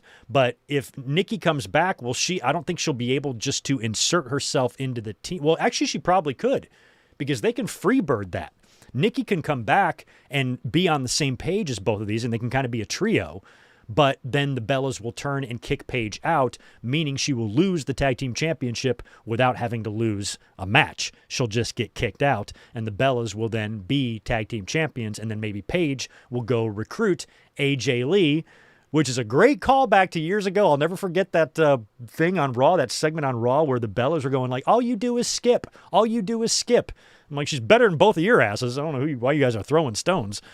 So Paige and AJ, with all the history they have, and then the Bellas, and then how, those two kind of eras overlapping a bit, with the Bellas kind of being the final members of the tits and ass era of WWE, and then transitioning into more credible female wrestlers in AJ and Paige, and those bleeding over into each other. There's a lot of history there, so if that's what they do, fine, but a lot of these matches aren't great that the Bellas have. They're pretty god awful, to be honest. Since they have come back, nothing they have done in the ring has been good. Nothing at all. So we might have a whole summer of this shit to look forward to. So we'll see how all of that goes. And then the main event was the Usos versus Solo Sikoa and Tala Tonga. But that ends in a no contest when Jacob Fatu comes out and basically just takes out everybody. And I think it's mostly kind of just like a stare down with the Usos, and he kind of walks off. So we haven't had anything happen there yet, but it feels like we're so on the cusp of that, especially with the Tongan death grip on Roman Reigns on Monday. And a lot of confusion here with all these Samoan family members, who's with who. Plus we've got two members of the MFTs were released, and now you got Royce Keys coming into this a little bit. So it's a complex situation we got on our hands here. So that was pretty much it for SmackDown last night. And even though Collision is airing right now, I do want to talk a little bit about Dynamite for a second, because I thought this past week's Dynamite was pretty good. The only match I found uninteresting, we had a couple of squashes, which were just okay. And the women's tag team title match was bad. Mother of fucking God, was it bad. But the rest of Dynamite, solid, enjoyed it, and it opened up with the Kevin Knight and MJF TNT title match. Now, my God, was I relieved to see this. I just kind of assumed that once Darby said, you got to put something on the line, like you're not going to get a rematch, MJF, until you put something on the line. And then right after that, they booked the TNT title match for this Wednesday. I'm like, oh, fuck. MJF's going to beat poor Kevin Knight, who just won the title, and then they're going to do a title versus title match? Like, that's what it's going to take for Darby to give Max his rematch? I don't want to see that. Luckily, we're not going to have to, because Kevin Knight beat MJF on Dynamite. MJF tries to do his shady little trick there. He goes and grabs the belt. Referee takes the belt away and has their back turned. MJF pulls out the diamond ring to use as a weapon. Kevin Knight beats him to the punch, and boom, low blow from the Jet to MJF. He goes down, roll up for the win, and Kevin Knight retains the TNT Championship, which is wonderful. That is such a pleasant surprise. After the match, MJF tries to take out Kevin Knight, but then Darby Allin, WCW Nitro Sting style, comes descending from the rafters and gets in the ring, runs off MJF, and MJF again demands that he get his rematch, and Darby just says, no, I'm not giving you a rematch until you put something on the line. And that's when Brody King shows up. Before he shows up, Darby says the person that actually deserves the next shot is standing right over there, Kevin Knight. He deserves one before you. So I think that's the match we're getting next week, is Darby Allin and Kevin Knight. What I think they're doing is going to have Darby defend the championship on every single Dynamite until he loses at Double or Nothing. So Kevin Knight sounds like he's going to be the next guy, and you guys tell me, have they officially announced that for Dynamite yet? I don't know. But it sounds like Knight is going to be the next guy to get a shot, but Darby had to face Brody first in the main event, and we'll talk about that in a minute. The Brawling Birds, they defeated a couple of jobbers, Emily J, Jordan Blade. Quick little match there. I'm assuming that maybe the Birds are going to be winning the titles at All In, the tag team titles. I don't know if it's still going to be Divine Dominion, who are champs by then. We will see, but I feel like doing a title win for the two of them at All In would make the most sense there. Okada beat Ace Austin in a fun little international championship match. Rainmaker for the win there. Of course, we're all still waiting for Okada and Takeshita. As a matter of fact, I do have to pull up. I just want to get that card. I did not have that copied and pasted there. Oh, wrong way. That's what we need to do. I just wanted to get a look at... Yeah, that's just still the two matches. Still the two matches. Okada and Takeshita is set, and of course the tag, which we'll talk about in a minute. But I wasn't sure if they had anything else other than that. So Okada with the win over Ace Austin there, and of course he will be facing Takeshita finally at Double or Nothing, and hopefully that one will deliver. I really enjoyed the little Wild West promo, or the vignette, I should say. We've seen those before with Bandito. And on this one, you see like a Bandito wanted poster, and you see people running out of the saloon screaming or something, and then you got a set of feet walking, and it picks up the wanted poster to reveal it's Swerve Strickland. What's up, dude? I'm so glad you're back. And they like burns the poster. So sounds like he's going to be targeting Bandito for some reason. I don't know if this is because Bandito's tight with Brody and there's something there, but okay. I'm okay with that. Hey, Swerve's back. To me, that's the happier thing here. Not really exactly sure why he's targeting Bandito, especially when you got the AEW World Champion passing out title shots, and you're into fucking Wild West. You're at Back to the Future 3 calling out back Bandito. Come on, Swerve. Darby's right there saying anybody who wants a shot gets one. I mean, unless you're MJF. Take your ass out there. Anyway, he's going to be doing some shit with Bandito, it sounds like, for the immediate future. And as you see on your screen here, one of the funnier, more puzzling things that they did on Dynamite was Will Osprey, who was kidnapped, abducted last Wednesday on Dynamite and carried away, and we never saw what happened to him until you got to last week's Collision. So on Collision, they basically pick it up right where they left off on Dynamite with them carrying Will Ospreay's body. I think, is it Claudio or Pax got him over his shoulder? And they carry him into this back room. They sit him in a chair. I think, is it Yuta or is it Daniel Garcia splashes water in his face to kind of wake him up? And he's basically being held hostage here by the Death Riders. And Marina Shafir, cracks his neck with a towel and massages him. And he actually was kind of okay with it. And Mox is like, oh, she's so great. And then he sits right in front of Mox in a chair and they're face to face. And Mox, what are you trying to accomplish here other than breaking my neck? And goes on to give this entire pitch as to why Osprey should join the Death Riders and train with them so they can turn him into a weapon. And if he learns from them, he will be unstoppable. And he says, it's your choice. The choice is yours. You can either do this or we can just settle up right now. He hands Osprey a chair and he lays face first on the concrete with his hands behind his back and he goes, break my neck. Do it. And then we're done. And Osprey doesn't do it. And so then we cut to Dynamite. Now we're on Dynamite and the Death Riders I guess they have their little workout things wherever they find privacy. They're like in the little basement or boiler room or tool shed or wherever the fuck they are in the bowels of whatever. I didn't even catch where Dynamite was this week. Where the hell were they? I didn't write it down. I always write it down. So they're in the bowels of the building there doing their little workouts, and in walks Will Ospreay. And then Moxley goes, look who's here.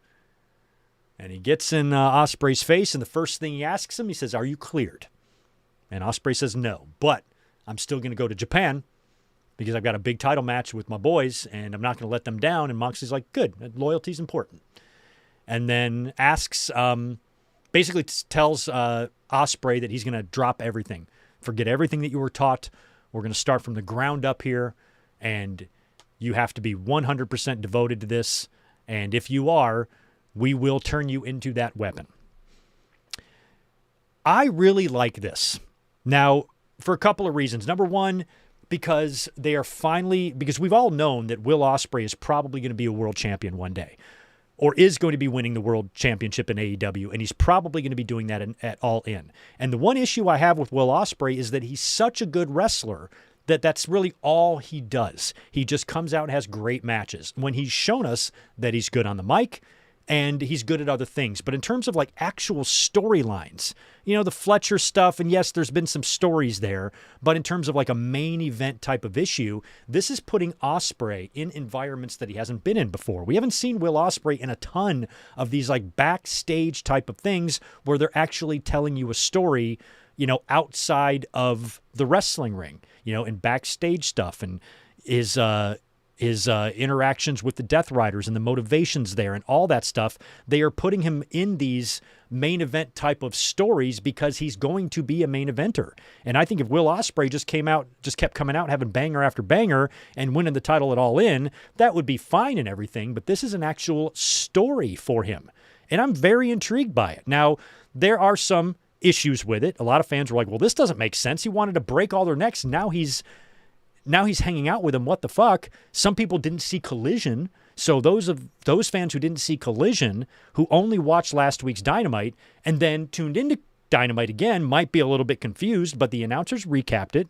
It's on Collision. You got social media. I didn't watch Collision last week, but I knew what happened because I have social media. I was scrolling. I don't know where I was, if I was at work or if I was at home, and I was scrolling or doing something, and I saw everything that happened on Collision. I'm like, oh, they took him into the little back room, and now Moxley's got this proposal for him. So seeing him on Dynamite, it wasn't that part that didn't make sense to me. It was more of the, Ospreay's desire to break this man's neck, changing in 1 week's time to, okay, I'm going to listen to you and do everything you say. Yeah, that's a little bit weird, but also I like the story of turning Ospreay into a weapon and getting him into these main event type of stories and situations and essentially grooming him for when he does win that AEW championship at All In. And what I'm hoping this leads to is, because I'm not 100% sure, but I think in order to get the championship match at All In, you have to win the Owen, right? And it's like the same thing in WWE right now, right? You do the King of the Ring and the winner gets the shot at SummerSlam. They're probably still going to do that this year. And so WWE and AEW both kind of have the same thing going on there, where they've got tournaments to determine who gets the shot at their big summer show. So they're both doing the same thing there, which is kind of funny. So I think you have to win the Owen in order to get the title match at All In. So what I'm hoping happens here is Osprey is under the tutelage and the training of the Death Riders. And then him and Moxley both enter the tournament. And they face each other in the finals, with Moxley putting him over and being an essential part of Osprey getting over that hump to actually win the title, to win the big one, to become the guy, to become the company guy, the face of the company, all of that. Because Osprey is tremendous. He has amazing matches. I think he's got amazing charisma, and he's fun on the mic, but we haven't seen him in anything like this yet.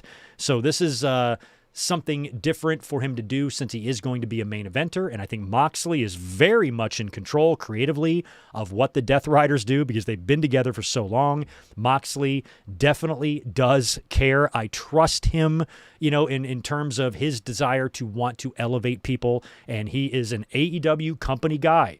Moxley really is. So if Osprey, you don't want to just put your belt on anybody. If Osprey is going to be your world champion later this summer, you have to add extra dimensions to who he is, who his character is, and what his personality is. Because right now he's a real fun promo and an amazingly fun match, but we haven't seen very many layers to him.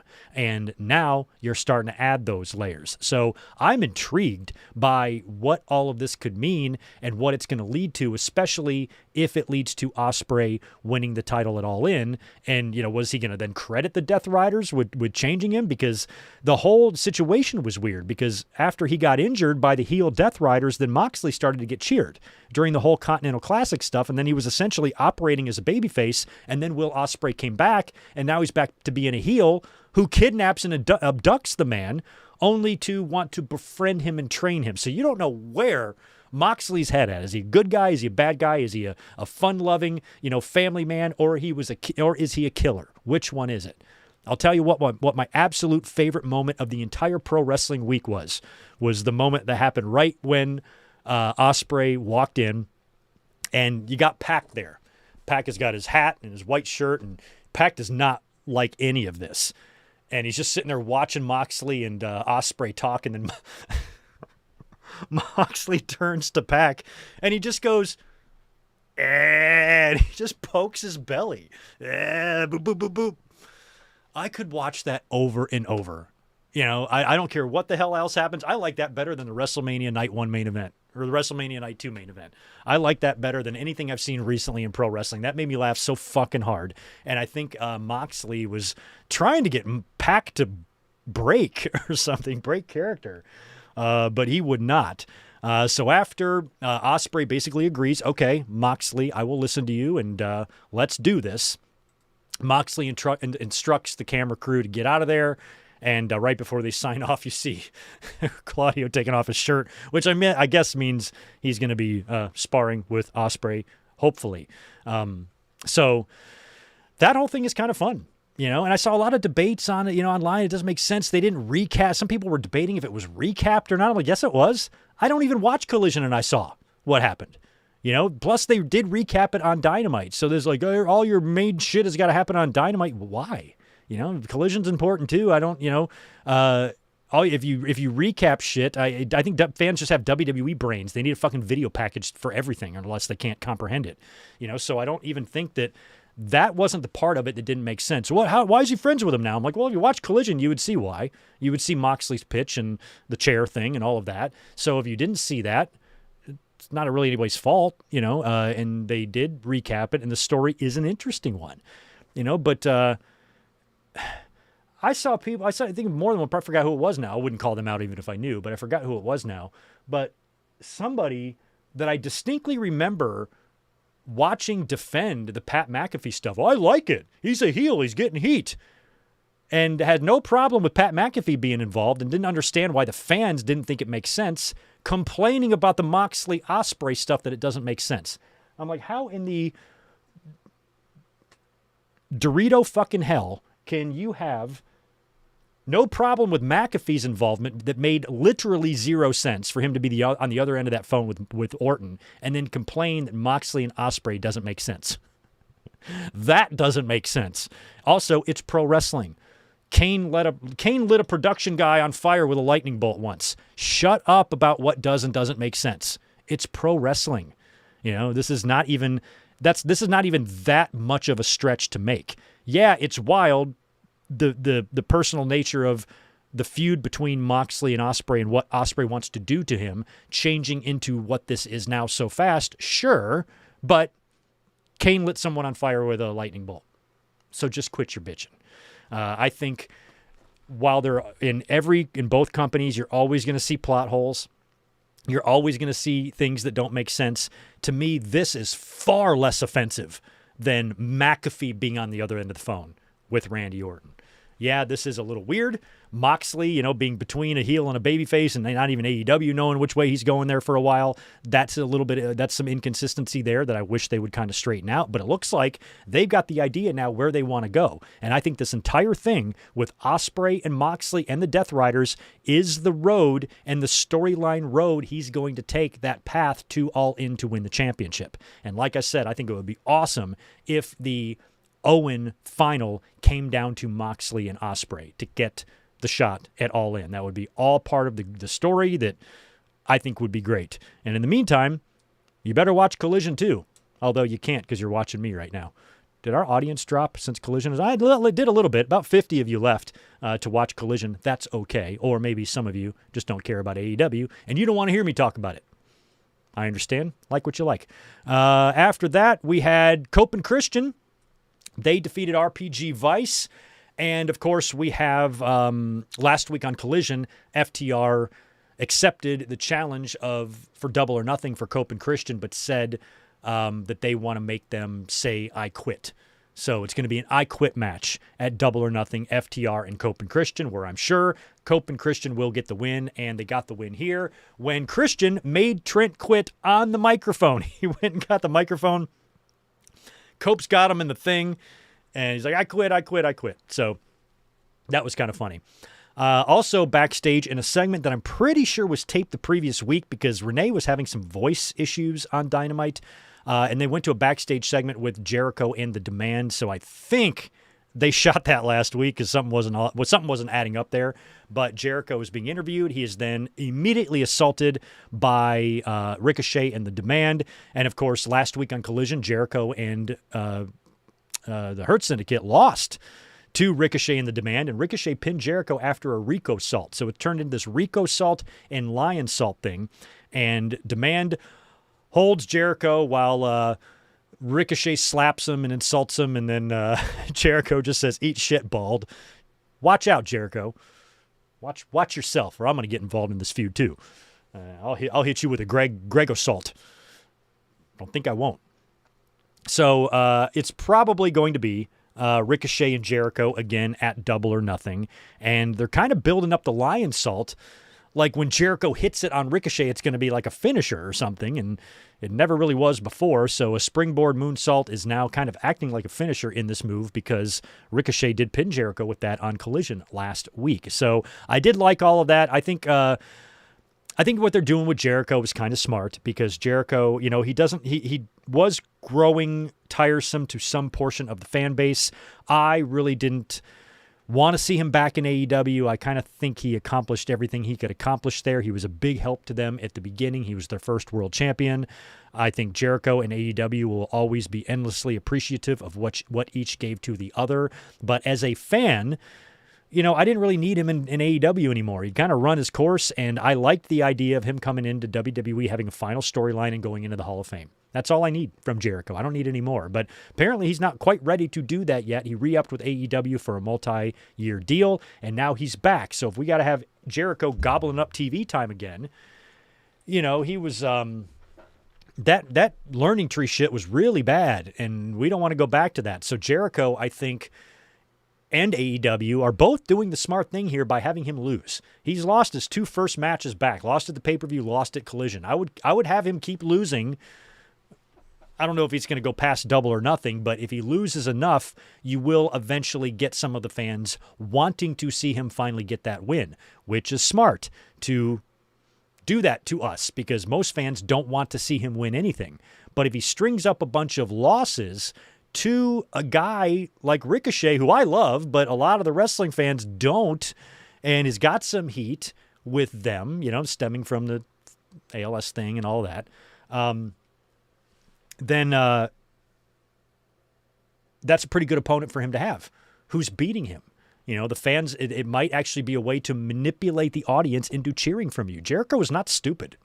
He knows, he knows, well, if I come back and just start winning all the time, fans are just going to boo me, talk shit about me online, and I'm holding people down, taking up spots, I'm not doing anything, But if I lose a bunch of times, and I lose to a guy that's got a lot of, kind of online heat, that can get me cheers. It's not cheered. It's not a bad strategy, to be honest. But still, overall, if I had my choice, I would have rather just seen Jericho do the Hall of Fame and retire and have a Mania match and all that stuff. But, he's back, and we'll see how long this Ricochet feud goes. I'm guessing it's going to blow off at Double or Nothing, and that's where Jericho gets the win. But they may want to stretch it out even further than that. You don't know.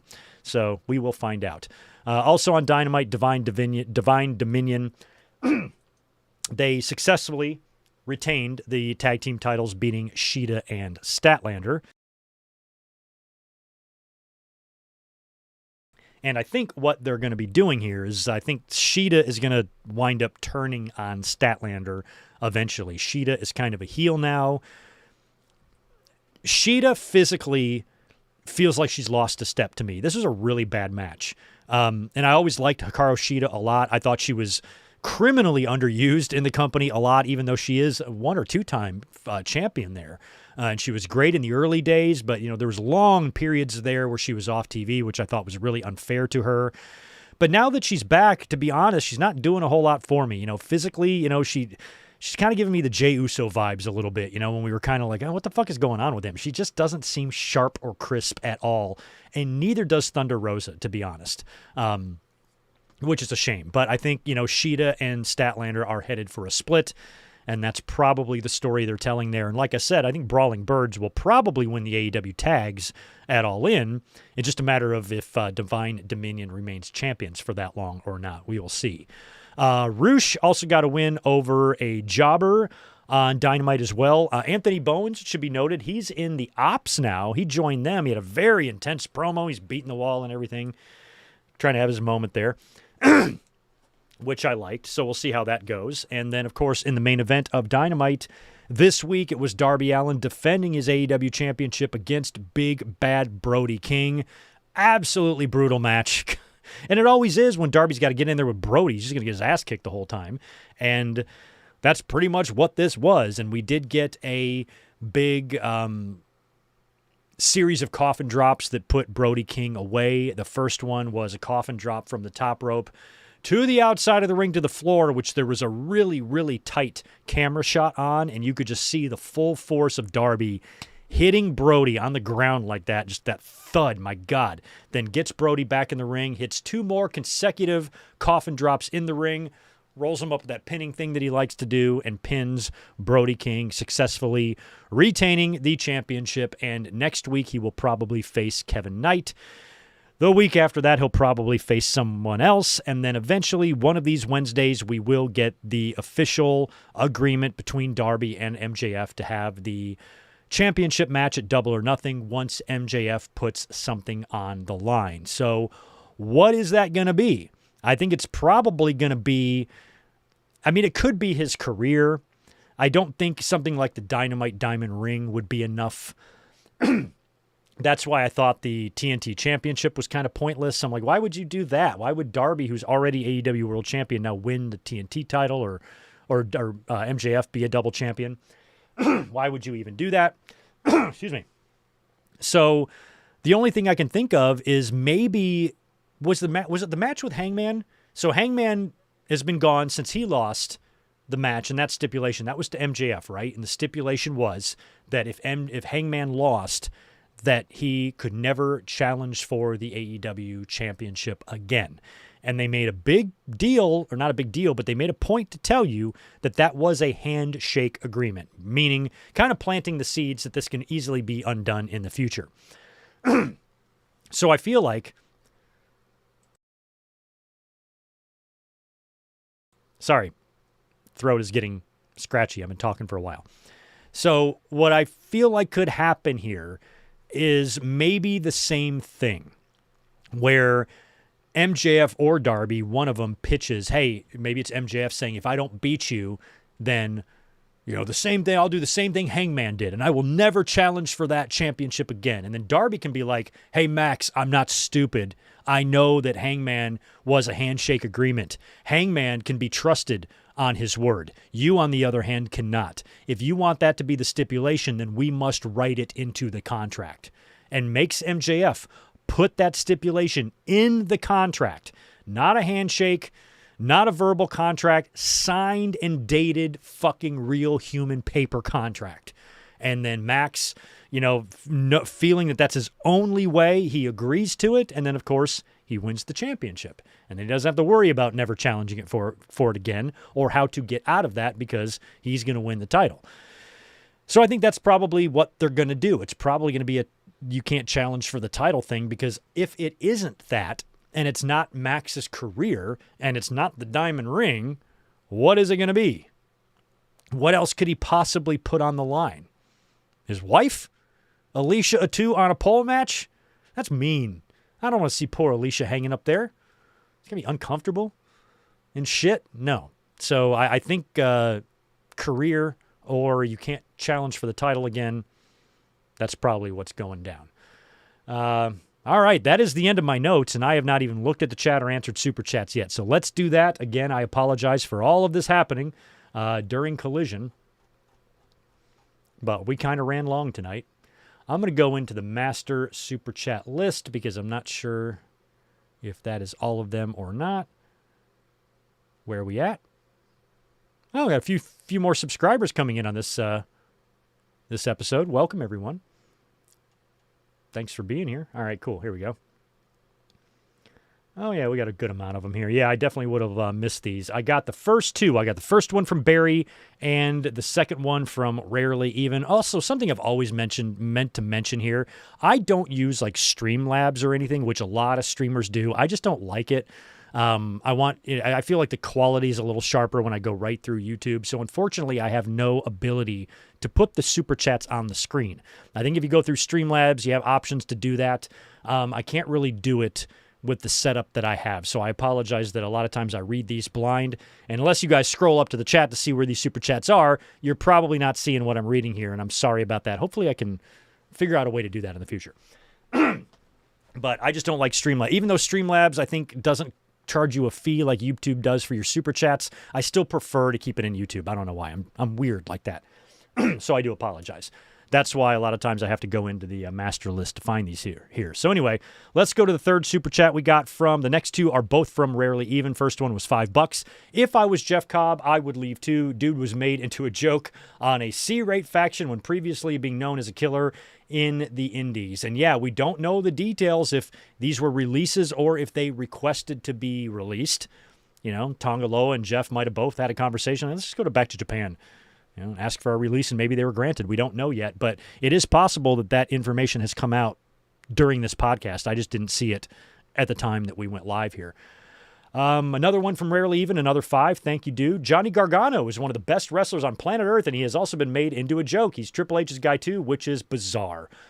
Yeah, he was a Triple H guy in NXT. But on the main roster, Triple H has a lot of guys now. And he tries to, remain loyal. He does right as right as he can by Damian Priest. But you can kind of see that if Kofi and Xavier and guys like that are asking to leave, I would not be surprised if Johnny did too. But you got to remember his wife is also there. So they would both want to go. And I would actually love to see Johnny Gargano and Candice LeRae in AEW. I think they would be great there. They could join Ciampa. That would be fun. And again, I'm not into... If AEW releases a wrestler, I don't immediately be like, oh, they should go to WWE, and I don't do the same thing with WWE either. But there are names where you're like, that person should go to AEW, and I felt that way about Kofi and Xavier, and I feel that way about Johnny Gargano. So I'm in agreement. Maybe Gargano him and Candice can bounce, and I'm sure they can make fine money over there in AEW. I will kind of hope that happens because otherwise I don't know what you do with either of them at this point. Terry, what's up, bro? Appreciate that $4. Deeply hurts. Both Xavier and Kofi watched them for years. We all did. But you know what? We're going to watch them again. It's not like we're never going to see them again. We get to see them in a new environment with new names. That can sometimes be fun. I'm into that. Oh, yeah, Ryan Adams. Who gets up, up, down, down? Thank you for the $2. That was Xavier's YouTube channel that I think WWE took control of. So I don't know how that works. I don't know. Do you get it back? Do they give it back to you? Now you've gathered so many subscribers and such a following, I feel like it's WWE's property now. I don't know if he had to sign it over to them, or I don't even know this, but Xavier might have his own. Does he have his own side Twitch?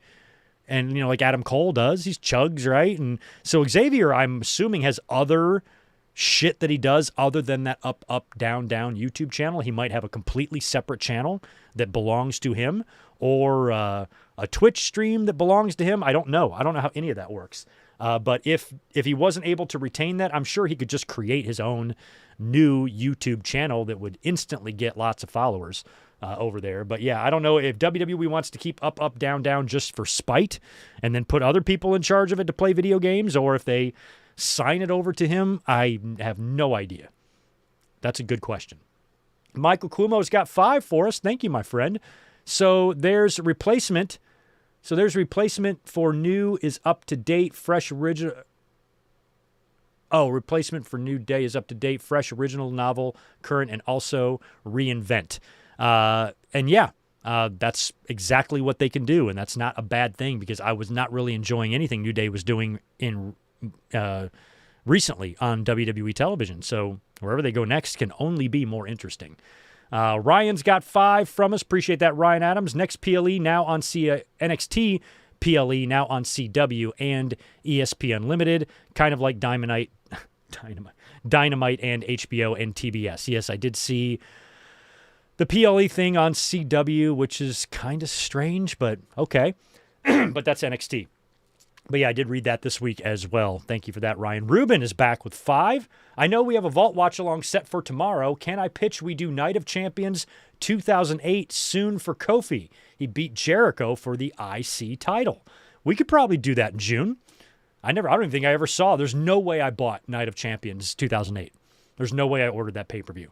Aside from WrestleMania, I probably saw nothing in 2008. I really took that year off, I feel like. So, yeah, we could maybe fire that one up in June. I'm into that. Garrett Osborne, appreciate the $2, bro. Random Hausen mystery pick, Rick the Model Martel. I think Rick's a little old now. He's still doing stuff. I just saw a video of him squirting his arrogance bottle.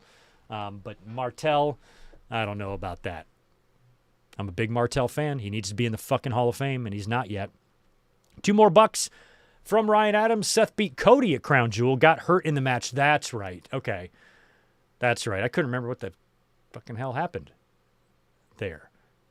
That match wasn't even listed on when I looked up the stuff. Anyway. And Garrett, appreciate the 5 from you. The Miz, finished The Miz, hosted American Gladiators. Highly recommended for the Gladiators. Wardlow, Boogs, should be a tag team. I have not even seen a clip of that yet, which I'm surprised. I haven't come across anything on social media about the new American Gladiators, but I have not seen Miz or Wardlow or Boogs or anybody yet on that.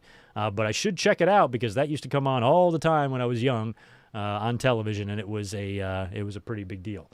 I think that is all of the super chats that we got.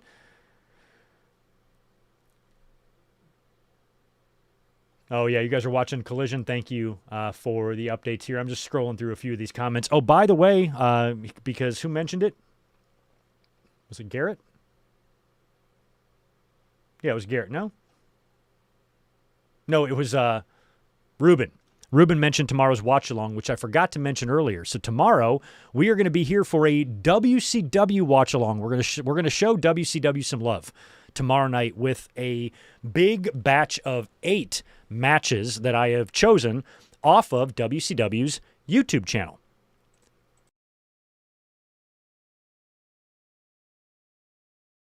So the link is up right now, and you can click on that for tomorrow. And in the description of the video, I have a link to all 8 of the matches that we're watching, and I think I have 6 of them here. It's the Scott Hall and Goldberg taser gun on a pole match, Hogan and Hennig match versus Luger and Flair, I think, from Nitro, Luger and Sting tag teaming against, I think, Vader and somebody. You got Scott Steiner versus Steve Austin. Big 6-man cage match with Pillman and Sting and Dustin against Orndorff, Rude, and Austin.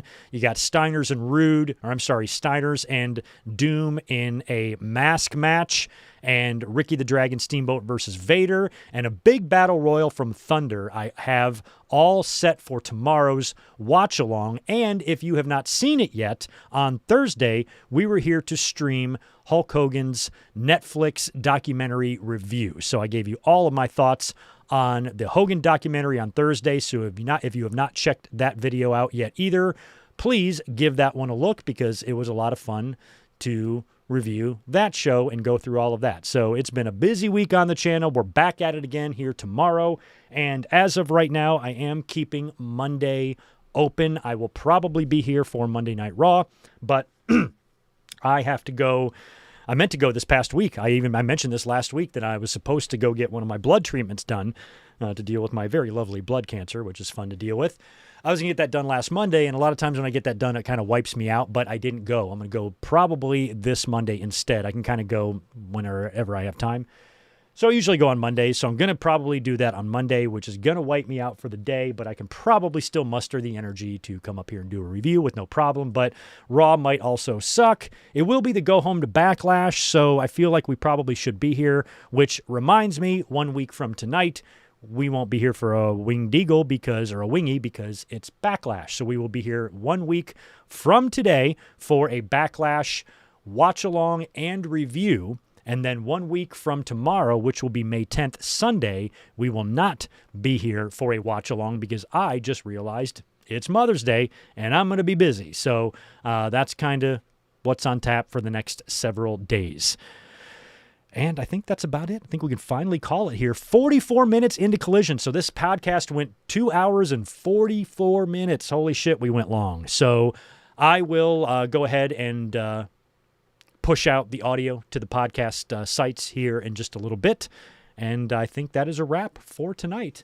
I'm just going to double check, make sure nothing else crazy is happening in the chat. That's right. And Ryan Adams, thank you for reminding me. Last night, the Detroit Pistons came back from a huge halftime deficit to beat the Orlando Magic to force a Game 7, which will be tomorrow afternoon. Hopefully that will be over before we go live, but it might not be. I'm not sure yet. But hopefully I will have happiness in my voice tomorrow if the Pistons somehow survive going down 3-1 to the fucking 8 seed and still winding up getting it done.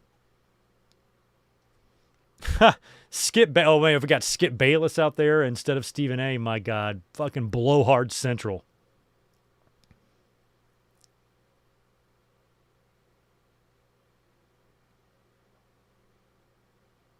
Zane, thank you for mentioning that. I didn't talk about that, and I don't have his name written down. But unfortunately, during WrestleMania weekend, there was a fan that went missing. I think he was an international traveler. And he went missing, and there was social media posts. Natalia met him and took a picture with him, and apparently that was like the last time anybody saw him. So there was like a missing persons report filed, and we wound up finding out that he passed away. He died, I guess, on the street or something. And there's no details that I could see, a cause of death or anything like that, unless he had a already existing health problem that, you know, maybe something happened to him. Hopefully he wasn't killed or anything. But unfortunately, yeah, the missing fan turned up dead. So that's a real shame.